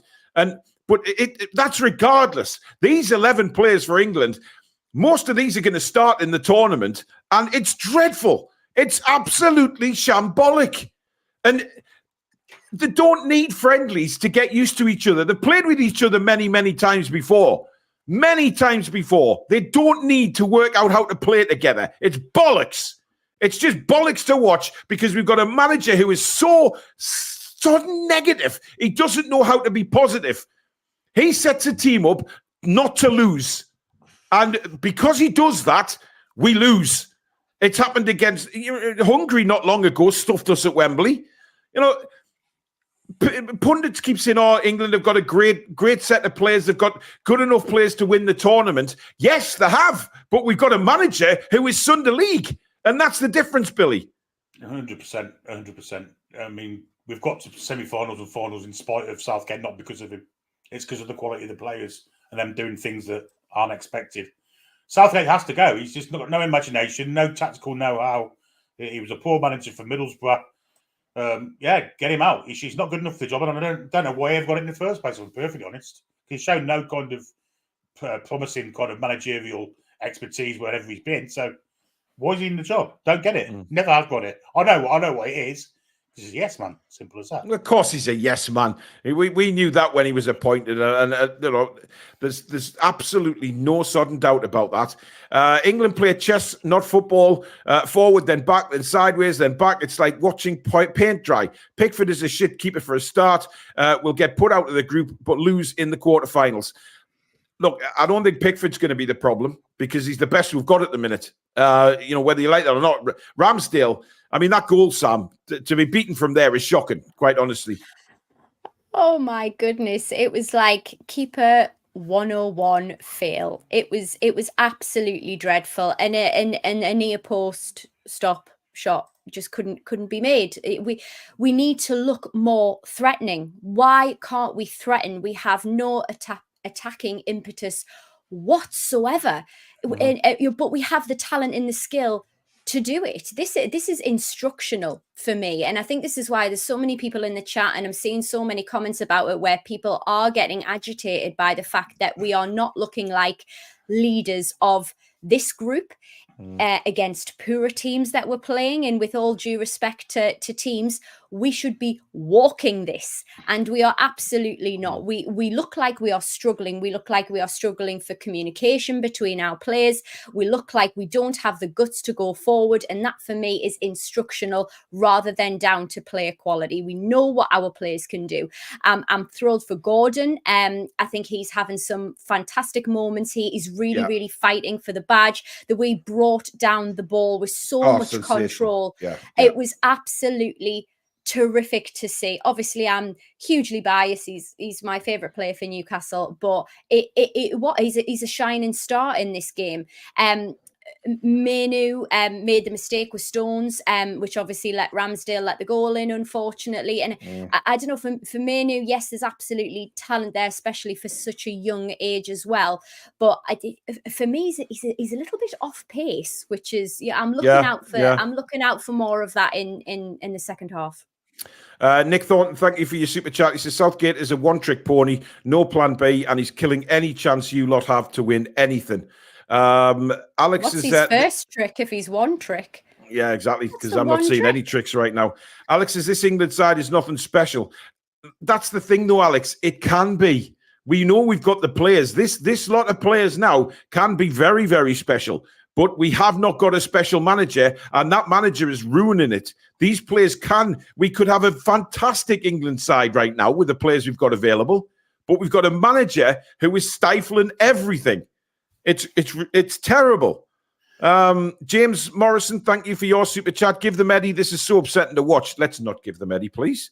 There is other managers. Gordon and Palmer must be knackered from all the running. Yeah, but they're making loads of runs, but they're not getting the ball enough for me. I mean, Palmer looked really lively first 15 minutes. Gordon has looked lively as usual. But it's the tactics. Whatever Southgate has told them to go out and do is negative again, Billy. It's negative. It's too slow, isn't it? You've got the pace of Gordon on the wing and everything's so slow. And it all comes from the captain for me. When you're supposed to be a leader and leading by example, if you're not closing players down or pressing, then why would the other players around him? And we're just leaving too many angles open for them to pass back and keep hold of the ball. It's not for me. I've never been a fan of Harry Kane as an England captain or as an England centre forward because it doesn't do enough. Ramsdale is weak, isn't he? Says Anthony. At least Pickford barks at the players in front of him. Exactly. Southgate is a shit manager. The Euros is going to be fun. Southgate is there because he doesn't answer back. P.S. Did you really expect to win tonight? We aren't going to show our hand again before the tournament. Yes, it's Iceland. Of course we expect to win Bloody tonight. Iceland, man. Christ, man. It's dreadful. Johnny Luxembourg beat these 3-1, as did Bosnia beat him as well, according to Foxy. Well, there you go. Brian says, that's definitely Southgate's fault. This will fuck Ramsdale's mental health. Shouldn't have been picked. I know Pope's injuries. There's others. I don't understand. I mean, I would have just played...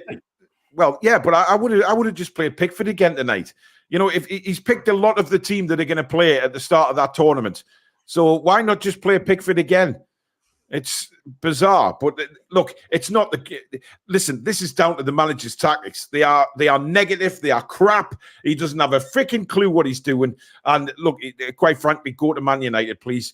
Please, Gareth Southgate, go to Man United and let England finally get somebody who will play decent football, because these players out there, these players can be a very, very, very special international team. We could have a wonderful international team to watch, but he's not allowing it to happen. For whatever reason he thinks is best, he is not allowing this special bunch of players to play like we know they can. It's rotten. Do you know what this is for me, Paul? Mm-hmm. I feel like this is going to be the wasted generation. I feel like... Oh, not again. Oh, we've already wasted one. Two. I'm telling you. Like, I think we could have had something really special, and I'm losing faith. Awfully. Well, they're young enough to outseed Southgate, and hopefully a decent manager will get us to our potential. Yes, hopefully. I mean, look, the players have got to step up as well. Let's be honest. Some of the players have to step up. That we're just seeing the Iceland goal again, and the defending is dreadful. I mean, you step up to play the Spains of this world and the French and the Germans and whoever else. It's a massive step up. And just... Oh, God, I'm dreading the tournament right now. As it stands, I'm bloody dreading it. Well, one of the main issues here is we're not even playing people that are going to be starters, because you would imagine Bellingham and Saka are going to come into this team. This whole front line is going to get ripped up. Well, where is Saka? Because he didn't play on Monday, did he? Is he injured? Potentially. So there's no guarantee that Saka's going to be fit to start the tournament, and he hasn't had any warm-up to it. So...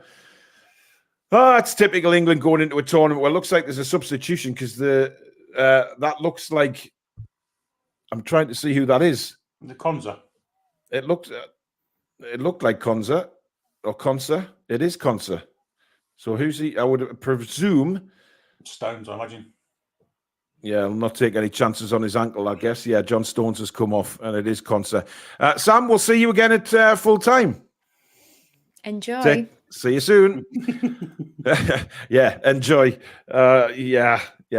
Did anyone notice there, by the way, they were taking some pictures of outside of Wembley? How many fans were coming out that stadium walking back down Wembley Way there? Did you notice? I did see that, yeah. Dear God. That stadium looks empty. Look at it. Yeah, it's there's not a lot of people there at the minute, but who would want to come back out and watch this shit? to be quite honest. I mean, fans voting with their feet maybe now. I mean, it's... well, traditionally, it the last was game awful. before a tournament, it's usually the highest attended game of the season. It is to wish look at them this. well, and let's go on and do all the wonderful stuff. It's just not happening at the moment. But here we go. We're into the second half. We're underway.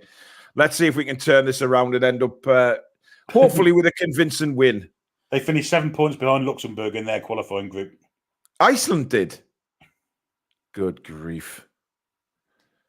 And they're beating England at halftime. Wow. Spike, who's been a member for 22 months, but is so much more than that to the channel. We have some of the best players on the planet. We need a manager that will allow the players to do their thing. I don't know why he doesn't, because he could win tournaments. He could be so much better if he let the players play football. To be honest, in my lifetime, there's only been one England manager that has allowed the players to do their thing, and that was Venables. Yeah. The only one. Yeah, maybe he's Robson in Italia 90, but not as much as Venables. Venables just played the free-flowing football.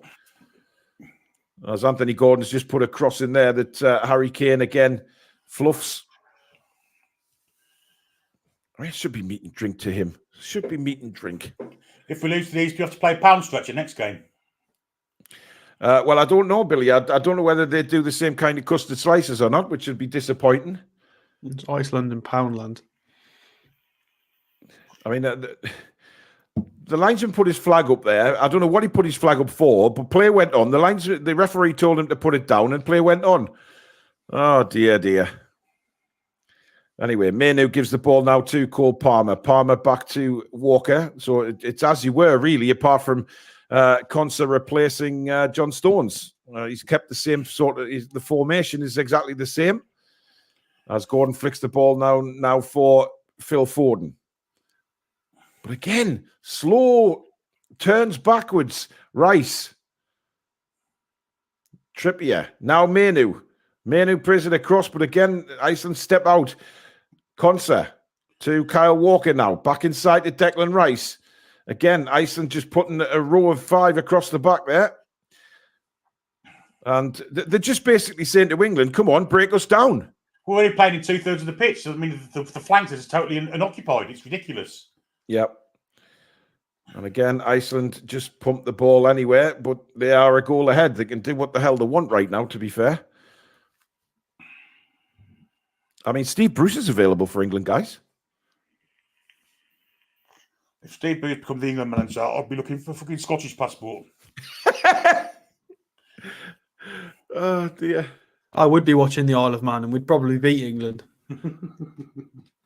Yeah. So, in other words, we don't want Steve Bruce as England manager. He is well going Foden wide of the post, but that's the first real chance of the game for England. Nice build-up, and I don't think Foden caught that as well as he'd like to. Brilliant cut back from Gordon. He did, actually. And it just curls the wrong side of the post. So instead of curling one in, he's curled one out again, Billy. He's curled one out for most of the game, to be fair. Yeah. But probably the best opportunity that we've had, apart from obviously Harry Kane. Doing? That's terrible from Kyle Walker. And how has that Iceland player managed to do that? Dear goodness gracious me. Shave my arse with a hedgehog. Go on, Harry, get him in there. I mean, Kane just looks like he's strolling around. He's not trying to do anything. He's not closing down. He's just floating around like a bubble. Like a fart in a spacesuit. Yeah. Not that I know what that's like, Billy, to be fair. I've never had a spacesuit on. As Mainu is fouled. And the Icelandic player cheekily kicked the ball away there, but I don't think the referee's going to punish him. Definitely a foul. I mean, he's all over him there. Brilliant for Gordon, by the way, for this out for the Foden chance. Really, really good stuff. Yeah, absolutely. Oh, what's that? And awful again from Walker. There's nobody there. Carl Walker's been absolutely dreadful tonight. He's not the only one, but he's won the ball back here for England. Back now with Konsa. And Konsa has to go back again, this time to Guehi. Queen of Hearts, thank you very much for your super chat. Support the TTR, but Southgate, questionable, very questionable. Happy Friday. No to Bruce, because Bruce and Southgate have a lot in common. Great commentary. Thank you very much. Yeah, I mean, we don't want to go from I tell you what, they were almost in again, Iceland there. England just switched off. Now, Kane tries a little Cruyff turn there, gets away with it, and plays the ball forward, looking for the run of Cole Palmer. He's took it down brilliantly. Palmer shoots into the side netting. Got to square that. Got to square it. Yeah. I think was it Gordon making the run through the middle there? Or was it Phil Foden? It was Foden. Yeah, it was Foden. Oh, if he just squared it, Foden had a tap in. And that's not great vision from Cole Palmer, actually. He should have... He's far too wide to have a go. Alex, 5 minutes into the second half, what's your thoughts? Well, Kane deep does definitely work. It's a bit unorthodox, but yeah, Palmer's got to understand that Foden's there. They need to try and play as a unit. I mean, that seems to be what the tactic is Kane drop deep on occasion, and then the front three need to there needs to be some cohesion and understanding. But again, it's the first time he's tried this kind of stuff. He shouldn't have messed around with Rashford for so many months and all this nonsense. Yeah, he's had an opportunity to try this. It's a bit too late now for this, really. Yeah, I'd agree with that. But it looks like a lot of England fans have not returned for the second half by the looks of things here. And that's a bit embarrassing, really.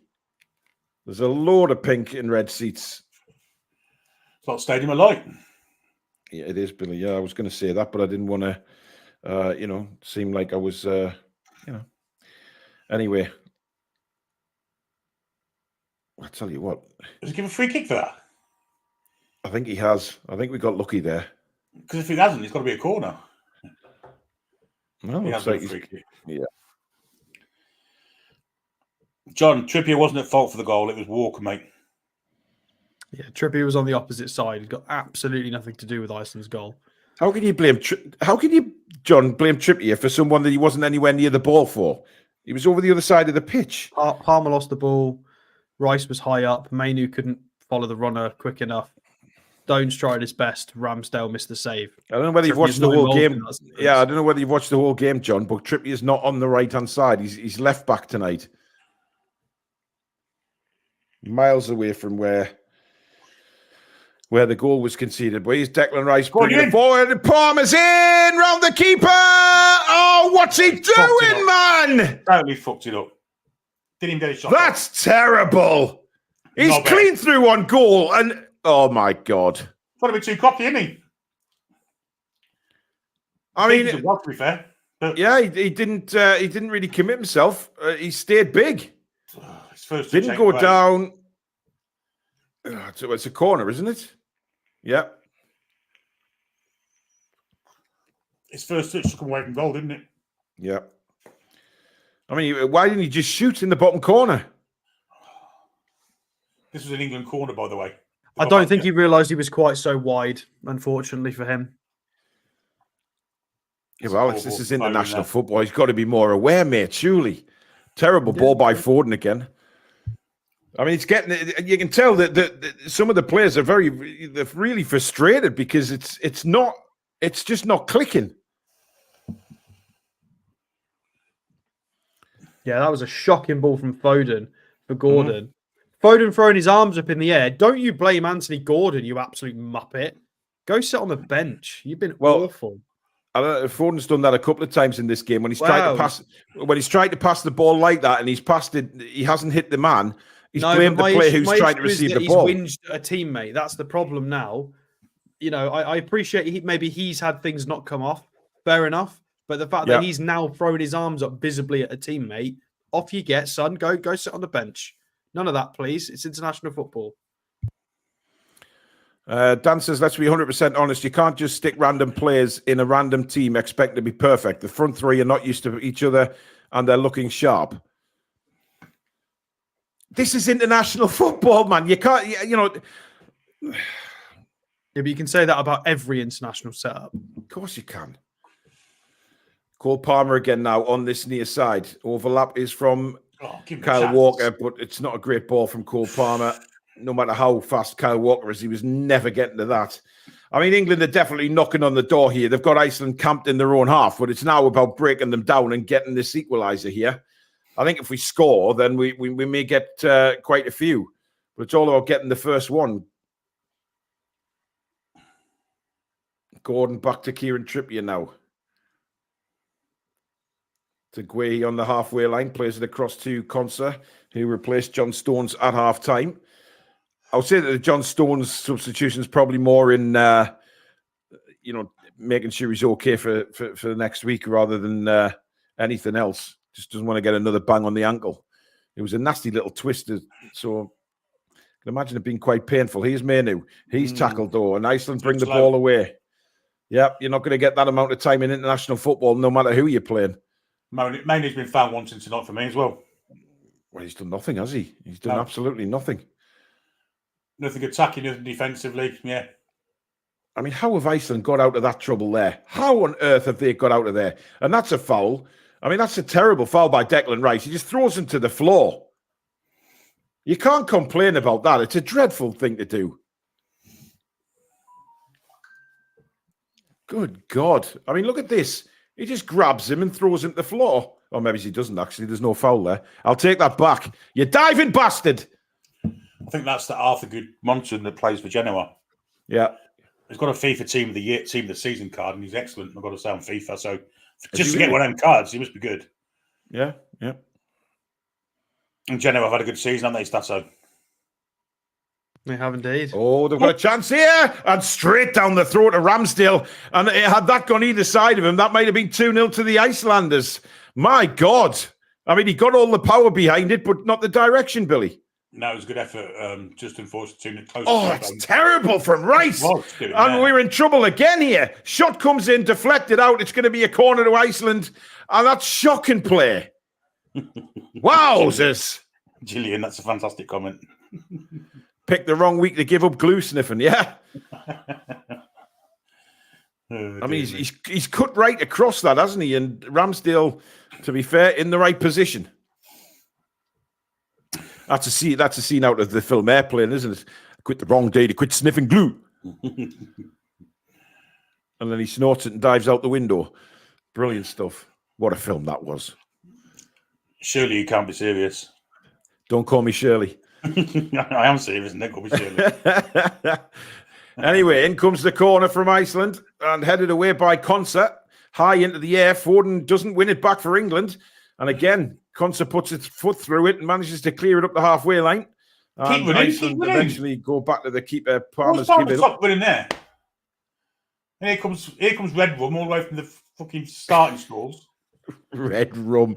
Long ball forward again from Iceland, who've come into this game a little bit in the last 5 minutes. Alex, your thoughts? Just boring from Southgate. Just inept. Total ineptitude. Just frustrating. I mean, I would have liked to have seen an attacking change, whether it was a substitution or a bit of tweaking, and there's not been a lot, really. It's just poor. I think Mainu struggled in the second half. I would have probably taken Mainu off and maybe shuffled one of the front three behind Kane around as well. Yeah. Well, Anthony Gordon's on the ball at the minute and puts in a dreadful cross. And it's just been awful, this from England. I mean, there's nothing anyone else can say. It's awful. And we are going to get some substitutions. I'm trying to see who that is. I can't tell by a player's arse. That's Trent. And I would think he'll come on for Mainu. Could be for Walker. Might plonk him right back, mightn't he? Well, maybe he's, yeah. No, I think it'll be for Mainu. I'd be surprised if it's not. No, not Ollie Watkins. Oh, sit back down. Oh, no, he did sit back down. Okay, thank God for that. No. I'd prefer Tony to play or Kane to just stay on, one or the other. Well, Watkins had his chance the other night.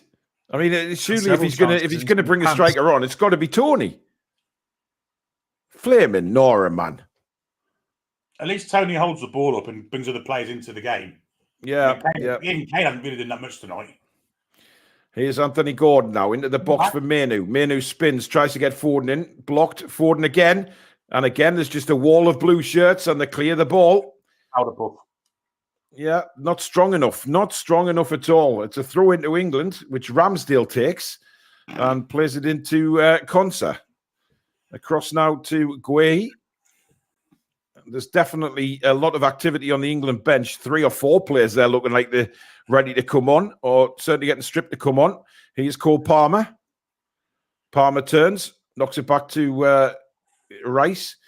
Back to Guehi. I wonder how many times I've said knocked it back in this commentary. Somebody advanced with the ball for crying out loud. Absolutely. Gordon now into Menu. Backwards. Christ.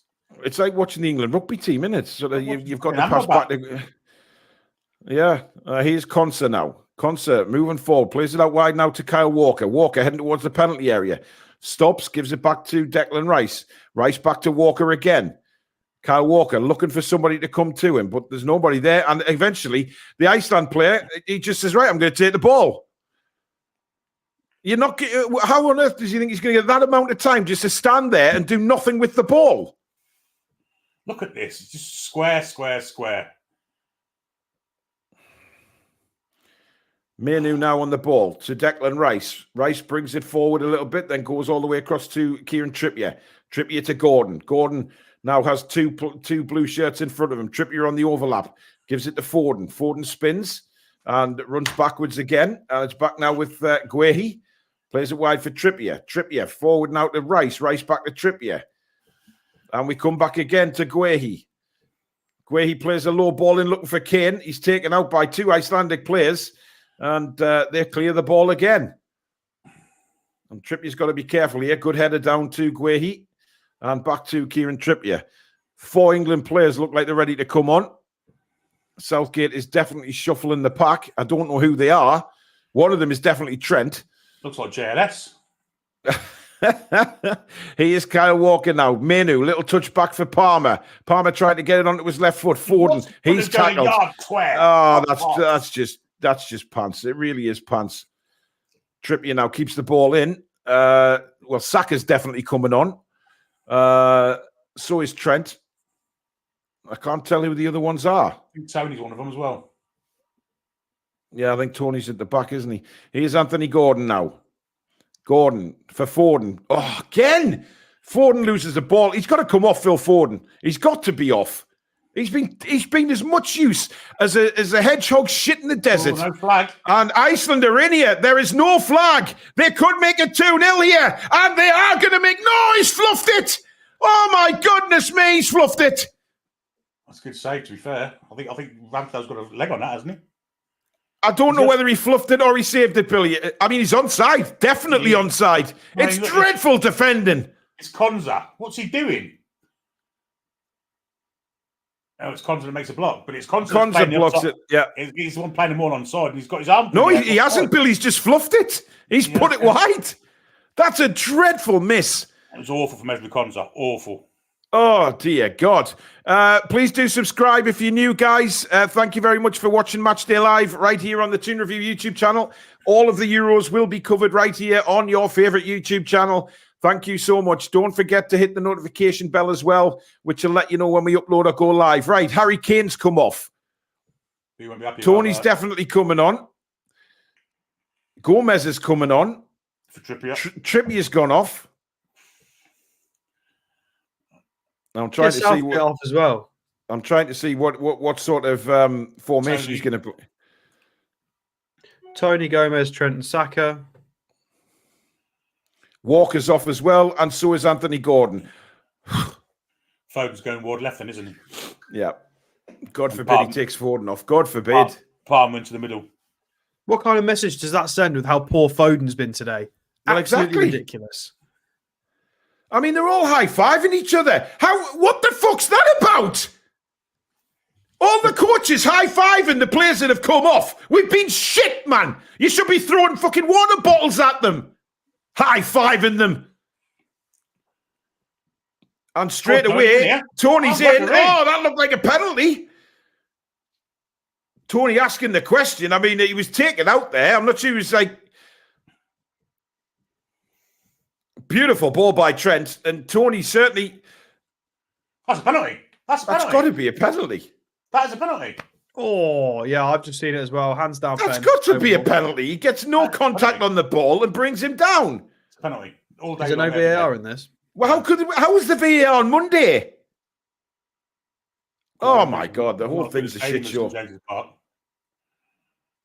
Well, he's lunged, missed the ball, Oh, and taken the man, which And is Iceland are away therefore a pen. again here. Trent has gone to right back, by the way. Yeah, he has. Yeah.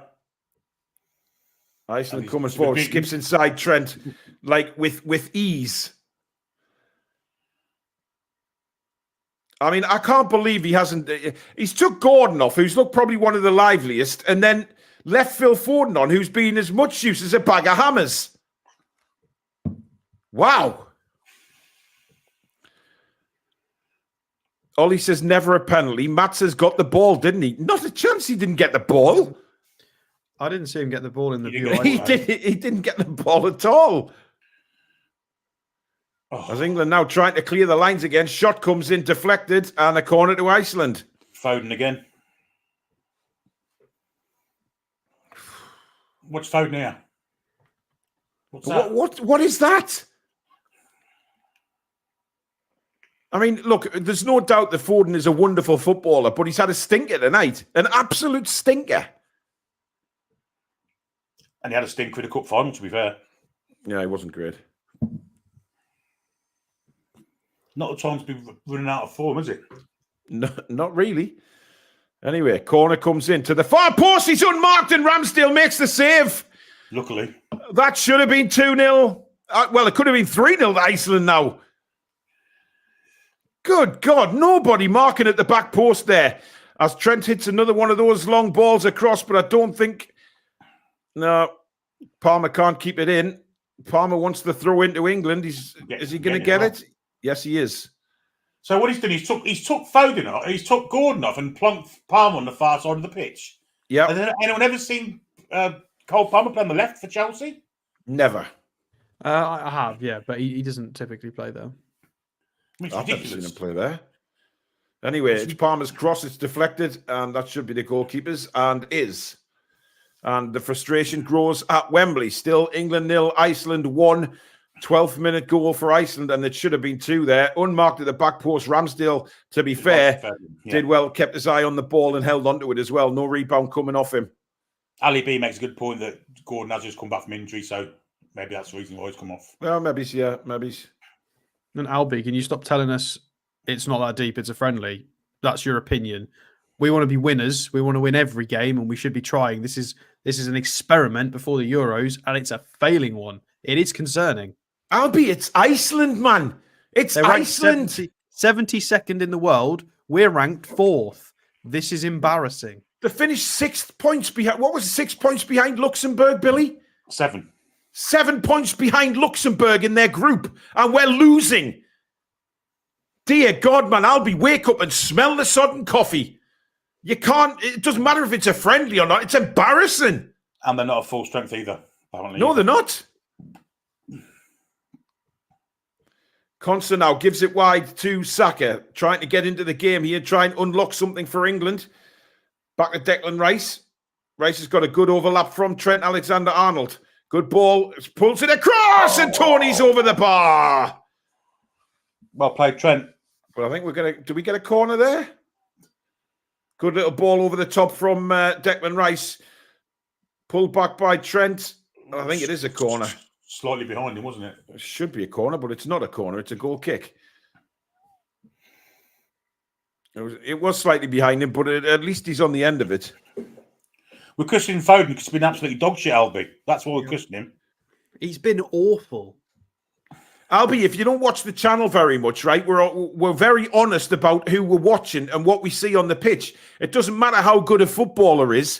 We'll say how good a player's playing. We'll be 100% honest and not blow smoke up players' arses just because of who they are. Foden is a wonderful, wonderful player. No denying that, but he's had a stinker tonight. And that's why you look at the amount of times he's given the ball away tonight has been terrible. That's why we're calling him out tonight. But he's still a wonderful player.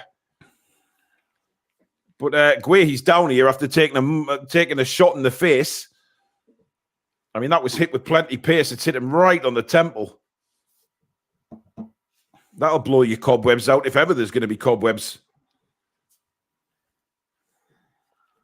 And he might not know where he is right now. I've forgotten what it's like when we do internationals because it's not always the usual lot. We've got some weird comments tonight, some really strange ones. Yeah.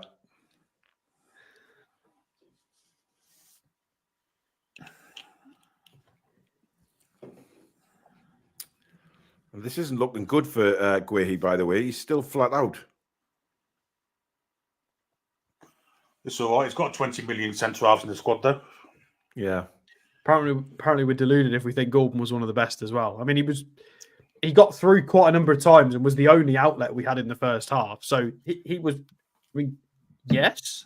I mean, who else was there? Who else stood out? Palmer a couple of times. There's really nothing else has happened, to be fair, apart from the Kane chance that he put wide. Yeah. I don't think Guehi's in a good condition here, by the way. I mean, they've managed to roll him onto his back, but I don't think he quite knows what day it is right now. And if there's any concussion protocol, I can't see him staying on the pitch here, lads. No. Please do subscribe if you're new to the channel, bottom right-hand corner. Come and join this amazing community that we have on the Toon Review. John says, your commentary is the best part of the game. Otherwise, would have walked out too. Thank you. Oh, Gareth's blazers come off. Yeah, that. Oh, he means business. That's going to make. He's got his waistcoat on again, is he? No, he hasn't. No.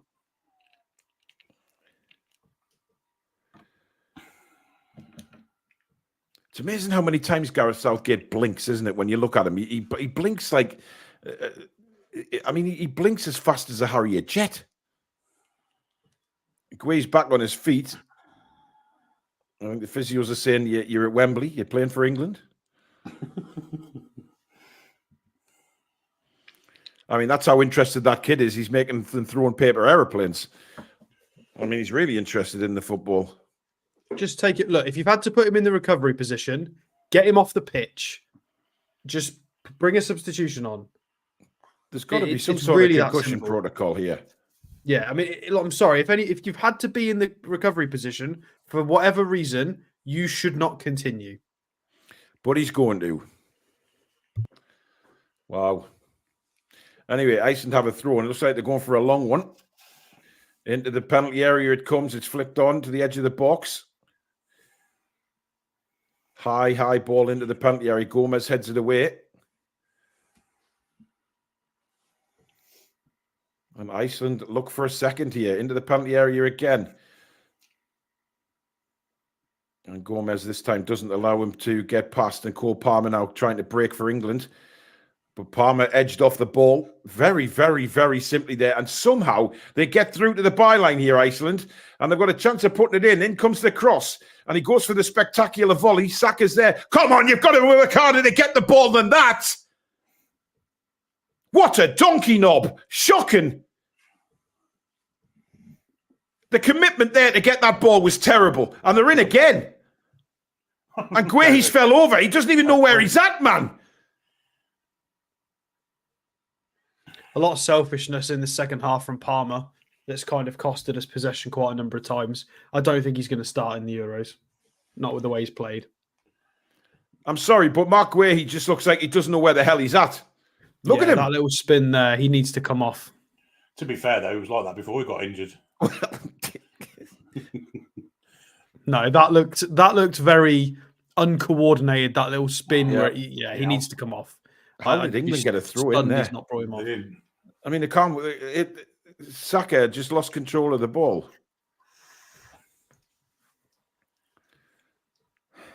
Honestly, slap me in the face with a trout. I've never,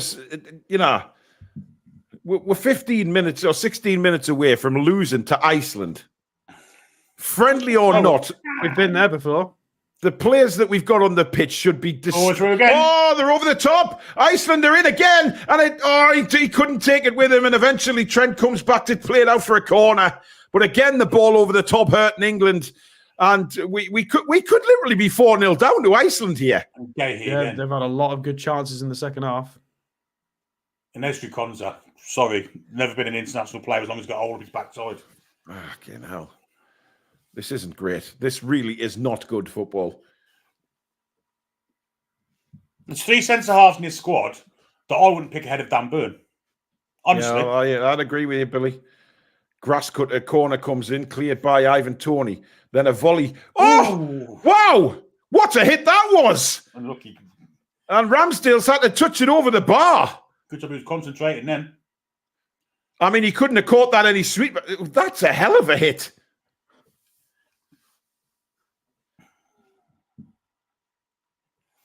I mean, was he going for goal there, do you reckon? Or was it just playing it back into the box? I think he's gone. I think that's deliberate. Well, it's going to be another Iceland corner.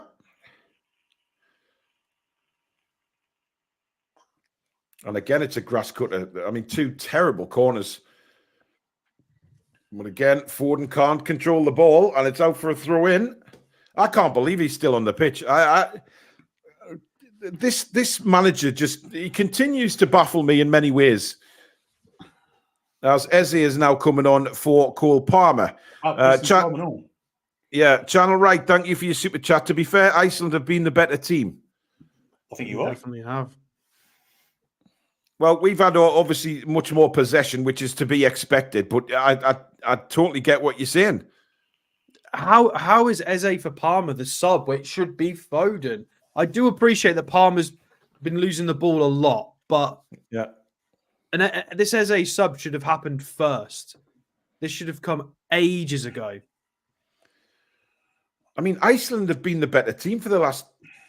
I mean, Iceland have controlled possession for the last 10 minutes here. The concerning thing is this isn't our B team anymore. A lot of these are who we think are probably going to start. A fair amount of these players. Really certainly, if not starting, Alex, definitely playing a major part in the tournament. Dear God. I mean, how any is the best squad we've ever had. I mean, yeah, but the attacking talent is right up there. Again, with Bellingham, with Kane, we've got a lot of players in there that, you know. I don't disagree that this is one of the best squads we've had. It's the manager. We all know what the problem is. It's the manager. Defensively, we're weak, but I mean, that's partly his fault not picking the right players either. I'm not even sure this is good enough to get to even to a semi-final, never mind to win anything. I think this has got knocked out at the round of 16 quarterfinals kind of vibe about it, this team. If we could lose to Iceland, Slovenia, Serbia, Denmark, you know, on this performance... What's to say we can't go out of the group stage? Exactly. It could be another 2016, couldn't it? Well, then he's definitely gone, isn't he? So... If you type, you think Grealish is needed one more time, I'm definitely timing you out. It's like 12 times. It's not spam. Grealish is definitely not needed in this squad. There's no place for Grealish. It's not. We've got the better forward players. The manager is stifling this team and stifling the quality of the players that we have. To be fair to Grealish, on what we saw the other night, I think he created as much as anybody, if not more. I mean, I'm surprised he's not in the squad, if I'm perfectly honest. Ahead of who, though? I don't know. I would have put Grealish in front of Palmer. I have to say, I would have. I wouldn't have taken 3 centre forwards because you've got so many versatile forwards. Yeah, you don't need. I'd have taken Kane and Watkins or Kane and Toney, just the 2, and then you've got all of the creative players, and that's how Grealish gets in for me. Yeah, I mean he's not going to play 3 strikers, is he? I think you're right. Yeah. Keep subscribing if you're new to the channel, guys. Bottom right-hand corner. As England have, 11 minutes to go. We have a free kick, which Trent Alexander-Arnold is going to swing into the penalty area here. Can we get a goal? Can we break Iceland down? In it comes. It's a header, and it's miles over the bar. And I think it was Tony who got on the end of it. It was. Tony's caused a nuisance since he's been on. He's had a few opportunities. He's definitely got a new crowd in tonight. Somebody just said Rashford should be in. Dear Lord, no. In what? God almighty. I don't know. In the toilet. Dear Christ. Rashford's done nothing all season. He's been dreadful. Well, it's not it's the tactics that this manager plays, man. They're horrendous. He's not even a championship manager, this guy. He's just not.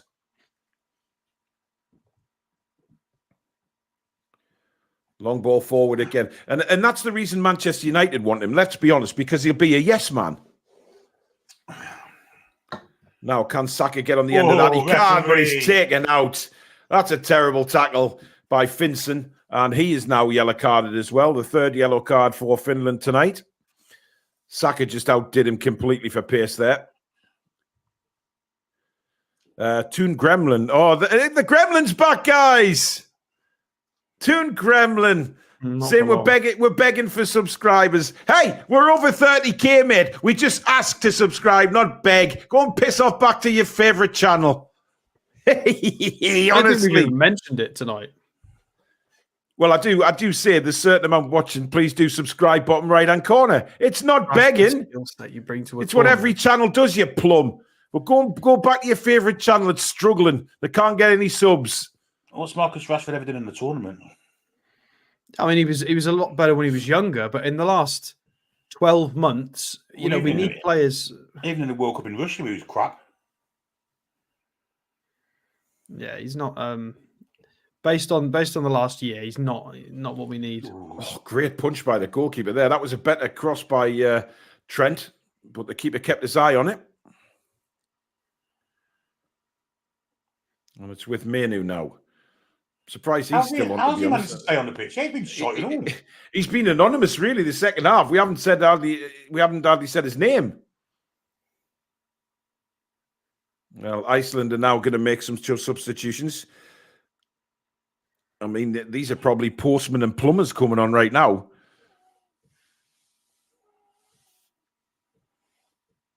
Declan Rice has the ball for England in the centre circle. Plays it to Trent. And again, a beautiful ball over the top, trying to get Saka in, but he can't get there. And it's a goal kick to Iceland. Flaming hell.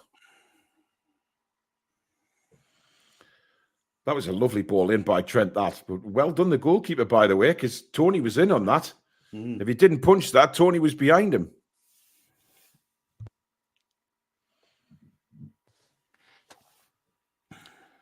Two substitutions.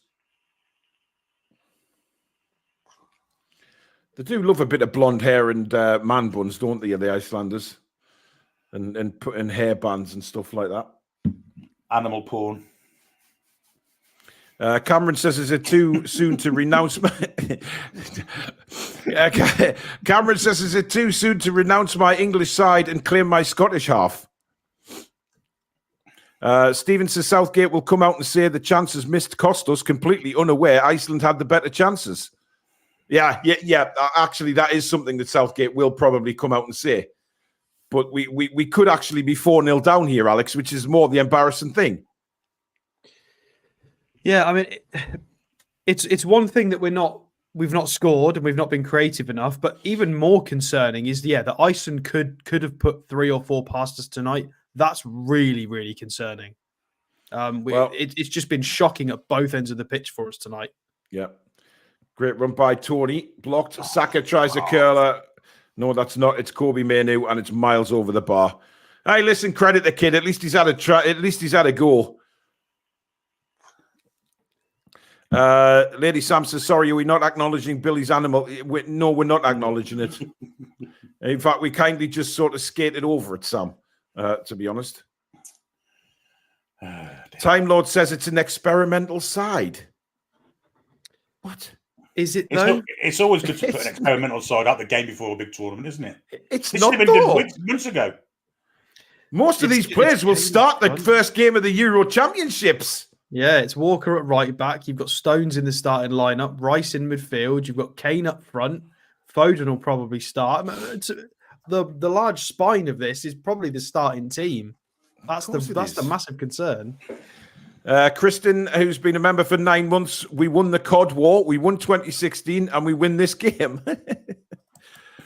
Well, thank you for letting us know that, Jolly Guitarist. Just keep on strumming, mate. I'm skating 4 over that shots comment on as well. target to England's 1. Yeah, there's a cross from Saka, floats straight out for a goal kick. Coming up to just 5 minutes left in the game of normal time, and it is England 0, Iceland 1. Iceland taking the lead on 12 minutes. Kenzie says, apart from Bellingham, we've played everyone.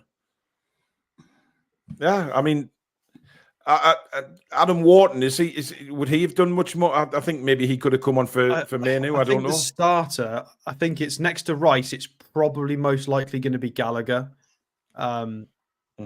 just for balance. I think it'd be Alexander-Arnold. I think we'll get absolutely slaughtered if it's Alexander-Arnold, because for the 2 or 3 sensational balls he plays over the top, he's going to lose the ball 12 times. So it's not a trade-off we can afford in an international tournament. I think it would be Gallagher and Rice. Oh, dear me. Where's Alex? Oh, my God. My God. Oh, dear. Time Lord says my comment was a bit sarcastic. Cool. Thank you. I mean, look at the fans streaming out at Wembley now. I mean, let's be honest, they paid good money on a Friday night to go and watch this pile of turd. Trent doesn't lose the ball that often. Go watch Monday's game again. Go watch all of it. Promise you.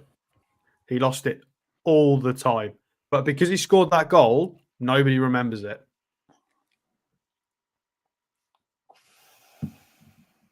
I mean, there's nothing more you can say. This is embarrassing. It's shocking. It's disgraceful. And I don't care if it's a friendly or not. It's Iceland. Dear God. But, you know, Gareth will sit there and say, well, there was a lot of positives, wasn't there? You know, we had opportunities. Yeah, but we could have been 4-0 down, Gareth. You thick twat! Ollie, what happened to Harry Maguire? He's got a sore fetlock. A what? A sore fetlock. Part of a donkey's hoof, isn't it?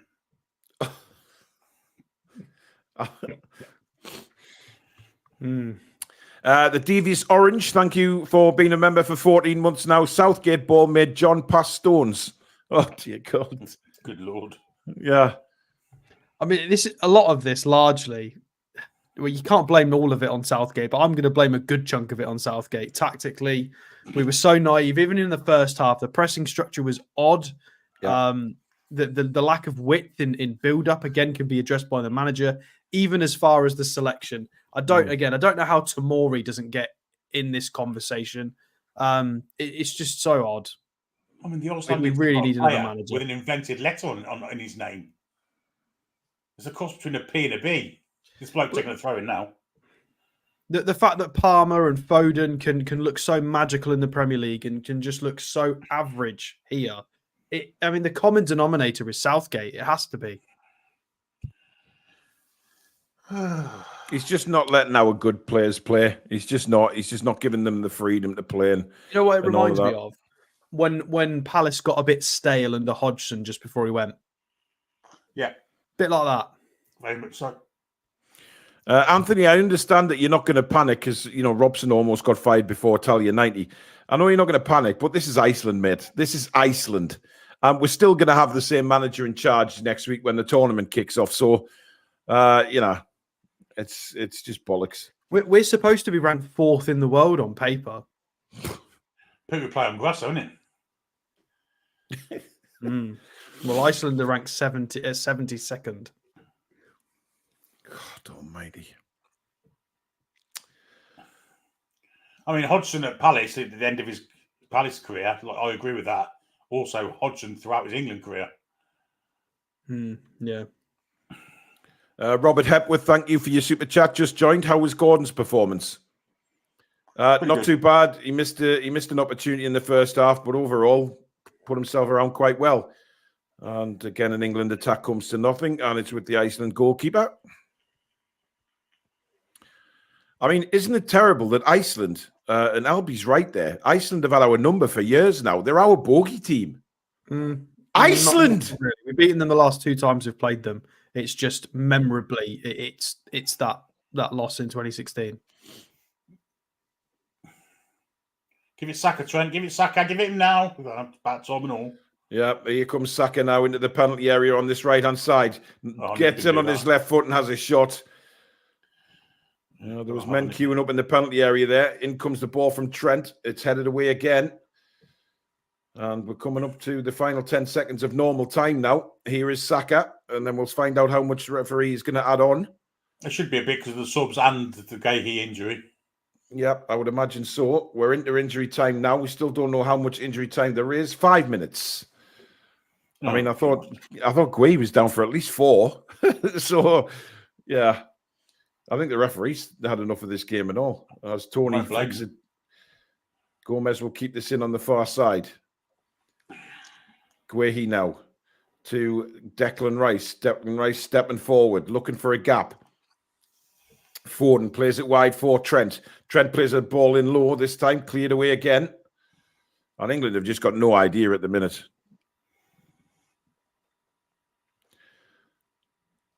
I think the players will give a shit, to be honest. Although they'll look forward to the tournament, I think they will give a shit because it's embarrassing for them to lose to Iceland. It's an embarrassment. Declan Rice now swings it out to the right-hand side again. Saka now cutting back on his left. Lays it to Phil Foden. Foden stretches but finds Declan Rice. Flicks one over the top looking for Saka. How is he not offside there? He is. Play goes on though. Gomez gets ahead to it. The goalkeeper flaps at it. And Menu puts it out. Almost hits a corner flag from 8 yards out, but the flag is up for offside anyway. Yeah, I mean, only, yeah, very, very close, wasn't it? But Menu here, I mean, dear Lord. Yeah, nearly put it out for a throw-in, didn't he? Mm. And somehow the football disappeared for a few moments there. Almost 2 minutes of the additional 5 have been played. If you just joined us, where have you been? It is England 0, Iceland 1, 12th minute goal. To be fair, there's a lot of new people in the chat tonight as well. So if you are new, obviously we are predominantly a Newcastle channel, but we're going to be doing lots of Euro games. So feel free to subscribe and come back. Well, we welcome fans from all teams on this channel anyway, don't we? So, you know, although we're predominantly Newcastle, we do like to get other fans' opinions on things. And as long as it's good chat and adult chat, we don't mind any fans coming on this channel, to be honest. So, yeah. We've even adopted a few Spurs fans. So we have. Yeah, we have. Good on the Spurs fans. Don't know what they're watching this for. No Spurs players playing. That's true, actually. There's no Spurs players in the squad, is there? Do they have any English players in the starting lineup for Spurs? Maddison. I mean, Dyer went. I mean, Maddison got sent home. Good God, John Joe Shelby's coming on for Iceland here. He looks like him, doesn't he? Yeah. bit. Well, he's quite bulky actually. But Thor Steinsen is coming off, who of course scored the goal, but then should have had a second. How he missed that, who will ever know? It was a dreadful miss earlier on in this half. Oh, it is John Joe Shelbyson, isn't it? Mm. Except he's got the hair around the ears and around the back, you know, a bit like. I think he's a bit taller, isn't he, than John Joe?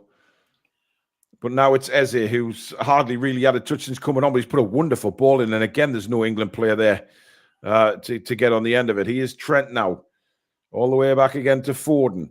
Foden looking for somebody to make a run. Plays it wide. Oh, that's absolute horseshit again from Foden.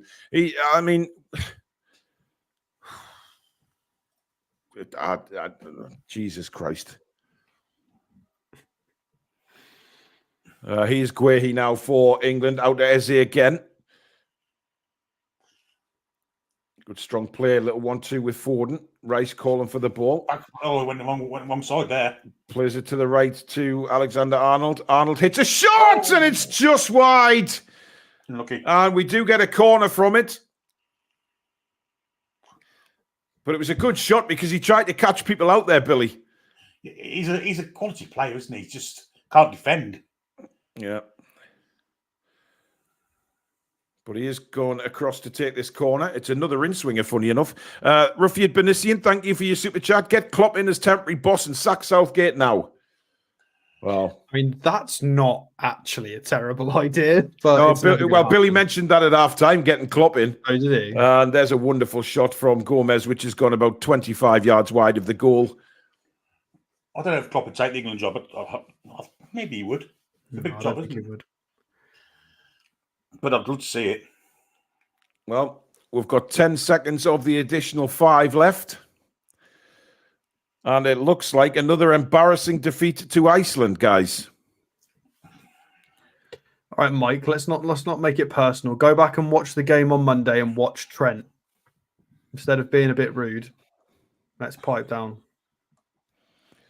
And Iceland now just containing the ball. I don't know why they didn't try and score there. They had a 4-on-2.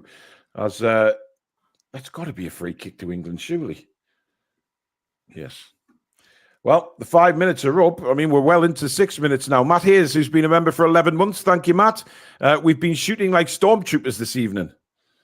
I'd agree with that as well. I mean, this is going to be a massive result for Iceland, even though it's just a friendly. It's a massive result for them.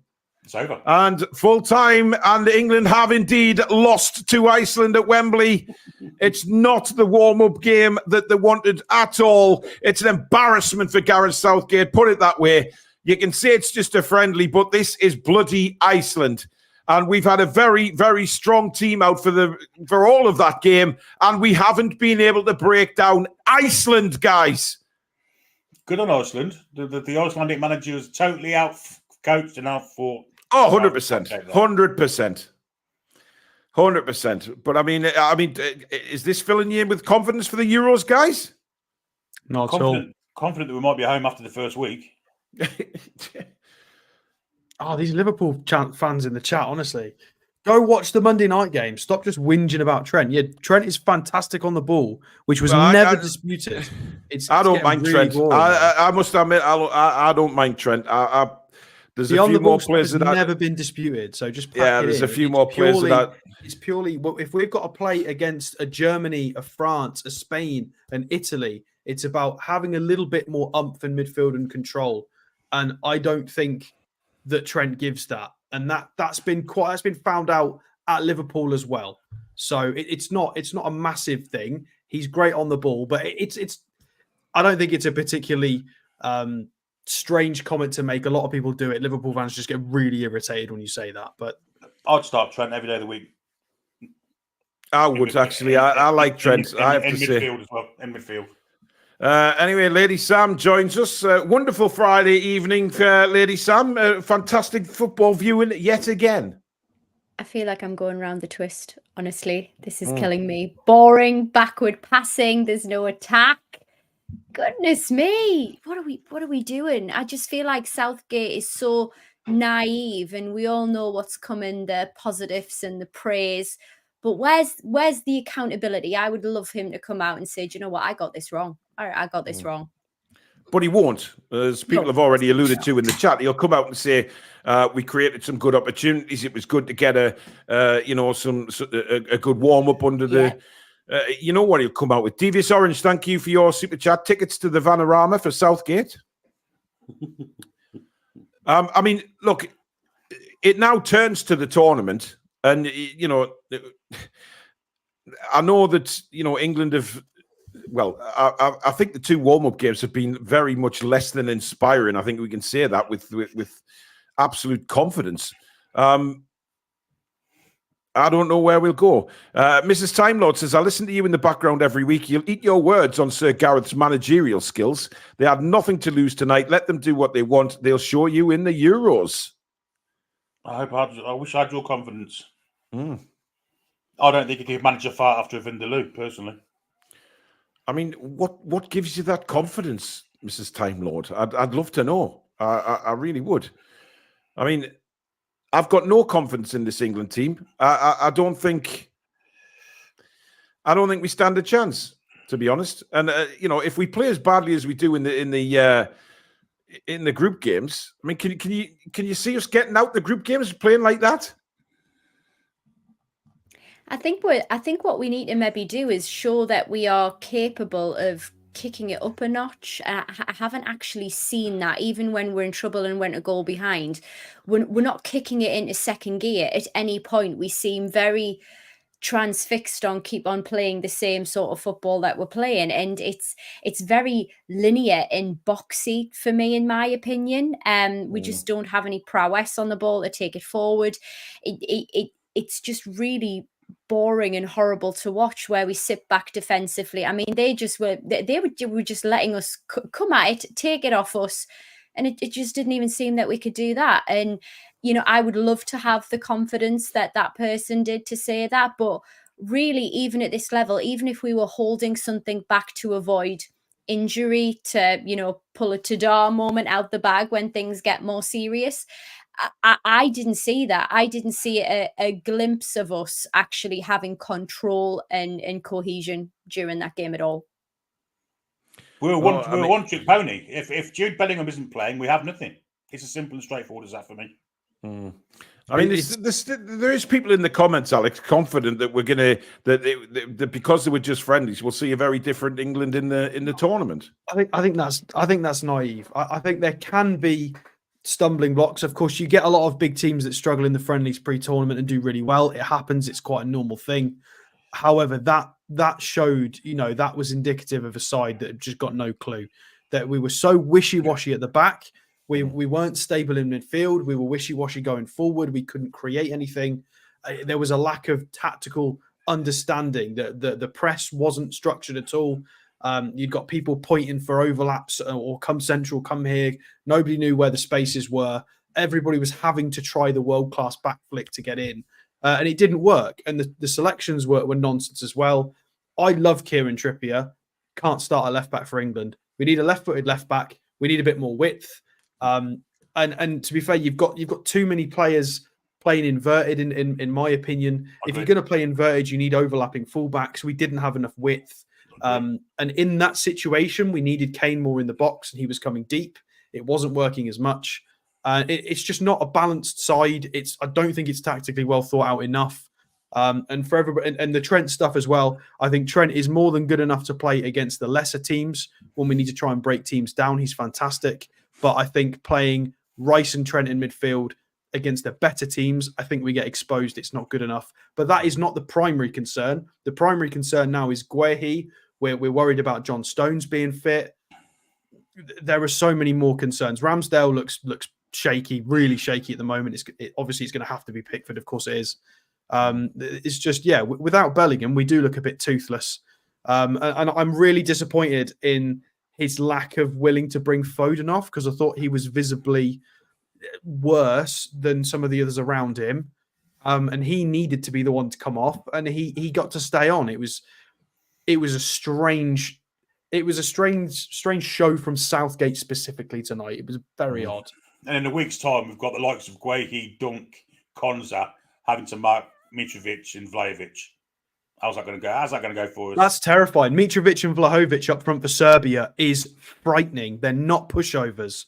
They are absolute monolith strikers. And it's not just them. They've got Milinkovic-Savic behind them. They've got Kostic on the wing with his pace. I'm dreading the Serbia game. I mean, we saw Guehi lose, 3-ish headers tonight? He's going to lose a damn sight more than that against Mitrovic and Vlahovic, that's for sure. Well, Anthony Gordon's currently getting interviewed by the Channel 4 team, so I don't know what he's saying, but I mean, God, I just don't want to know what Gareth Southgate says, Sam, because whatever he says, it's just going to be a pile of crap anyway, isn't it? As a fan, I am sat dreading what he is going to say. I think something that really, really bothers me is when there's no respect for the country, for the badge. There's just no spirit. Where's the fighting spirit? And then I'm not watching it right now. I don't know what he's going to say, but I'm going to assume what he's going to say is going to be all that naivety, spouting positivity, and I am at times vomit-inducingly positive. I know that I am. I can't help that, but I'm really struggling to find some positives to pull out of this. I just feel like we need to really think more carefully. I say he needs to think more carefully about what we're doing tactically. It's as if we're not doing our homework at all. The players are looking at each other as if they're quite confused, but you can see they feel almost restricted, that they can't actually play the football that they want to play. The sort of the phoning it in, the dumbing it down a little bit and turning down the volume on places where we need to really get a little bit wider and start pressing more. Like this defensive crap, boring football, it's going to get us out in the early stages, and it would be an affront to the quality of the players that we've got and to the country, in my opinion. I can't disagree. I can't disagree. But James Morrison, thank you for your super chat. After watching this, no Branthwaite looks criminal. Well, what we'll be doing, one of the shows we'll be doing next week, of course, we'll be looking at the Euros and doing our predictions of where we think certain teams will finish, who will get out the groups, who will go through, who will win it all. I don't think any of us will be predicting England to win the tournament. I can't see it. I mean, it might be a different tournament. We might see England just step it up, but I think the manager won't allow that to happen. It's going to be Southgate's problem. And as Tom's just said there, it's not coming home. But we will see. We will see what happens. But thank you, everybody, for tuning in tonight. Really, really do appreciate it. Thank you for your super chats and memberships. Of course, mods, you've done brilliantly yet again. Thank you to Alex, Billy, and, of course, Lady Sam. But mainly to you guys turning up on a Friday night to listen to the commentary and watch us and enjoy the international football with us. Thank you so much for that. But unfortunately, it is a defeat for England at home to Iceland. Rather embarrassing. But the Euros are just around the corner. But thank you very much for watching. Have a cracking weekend, and we will see you on the next show. Take care and good night. Well, lads and lasses. Come back and check on some green.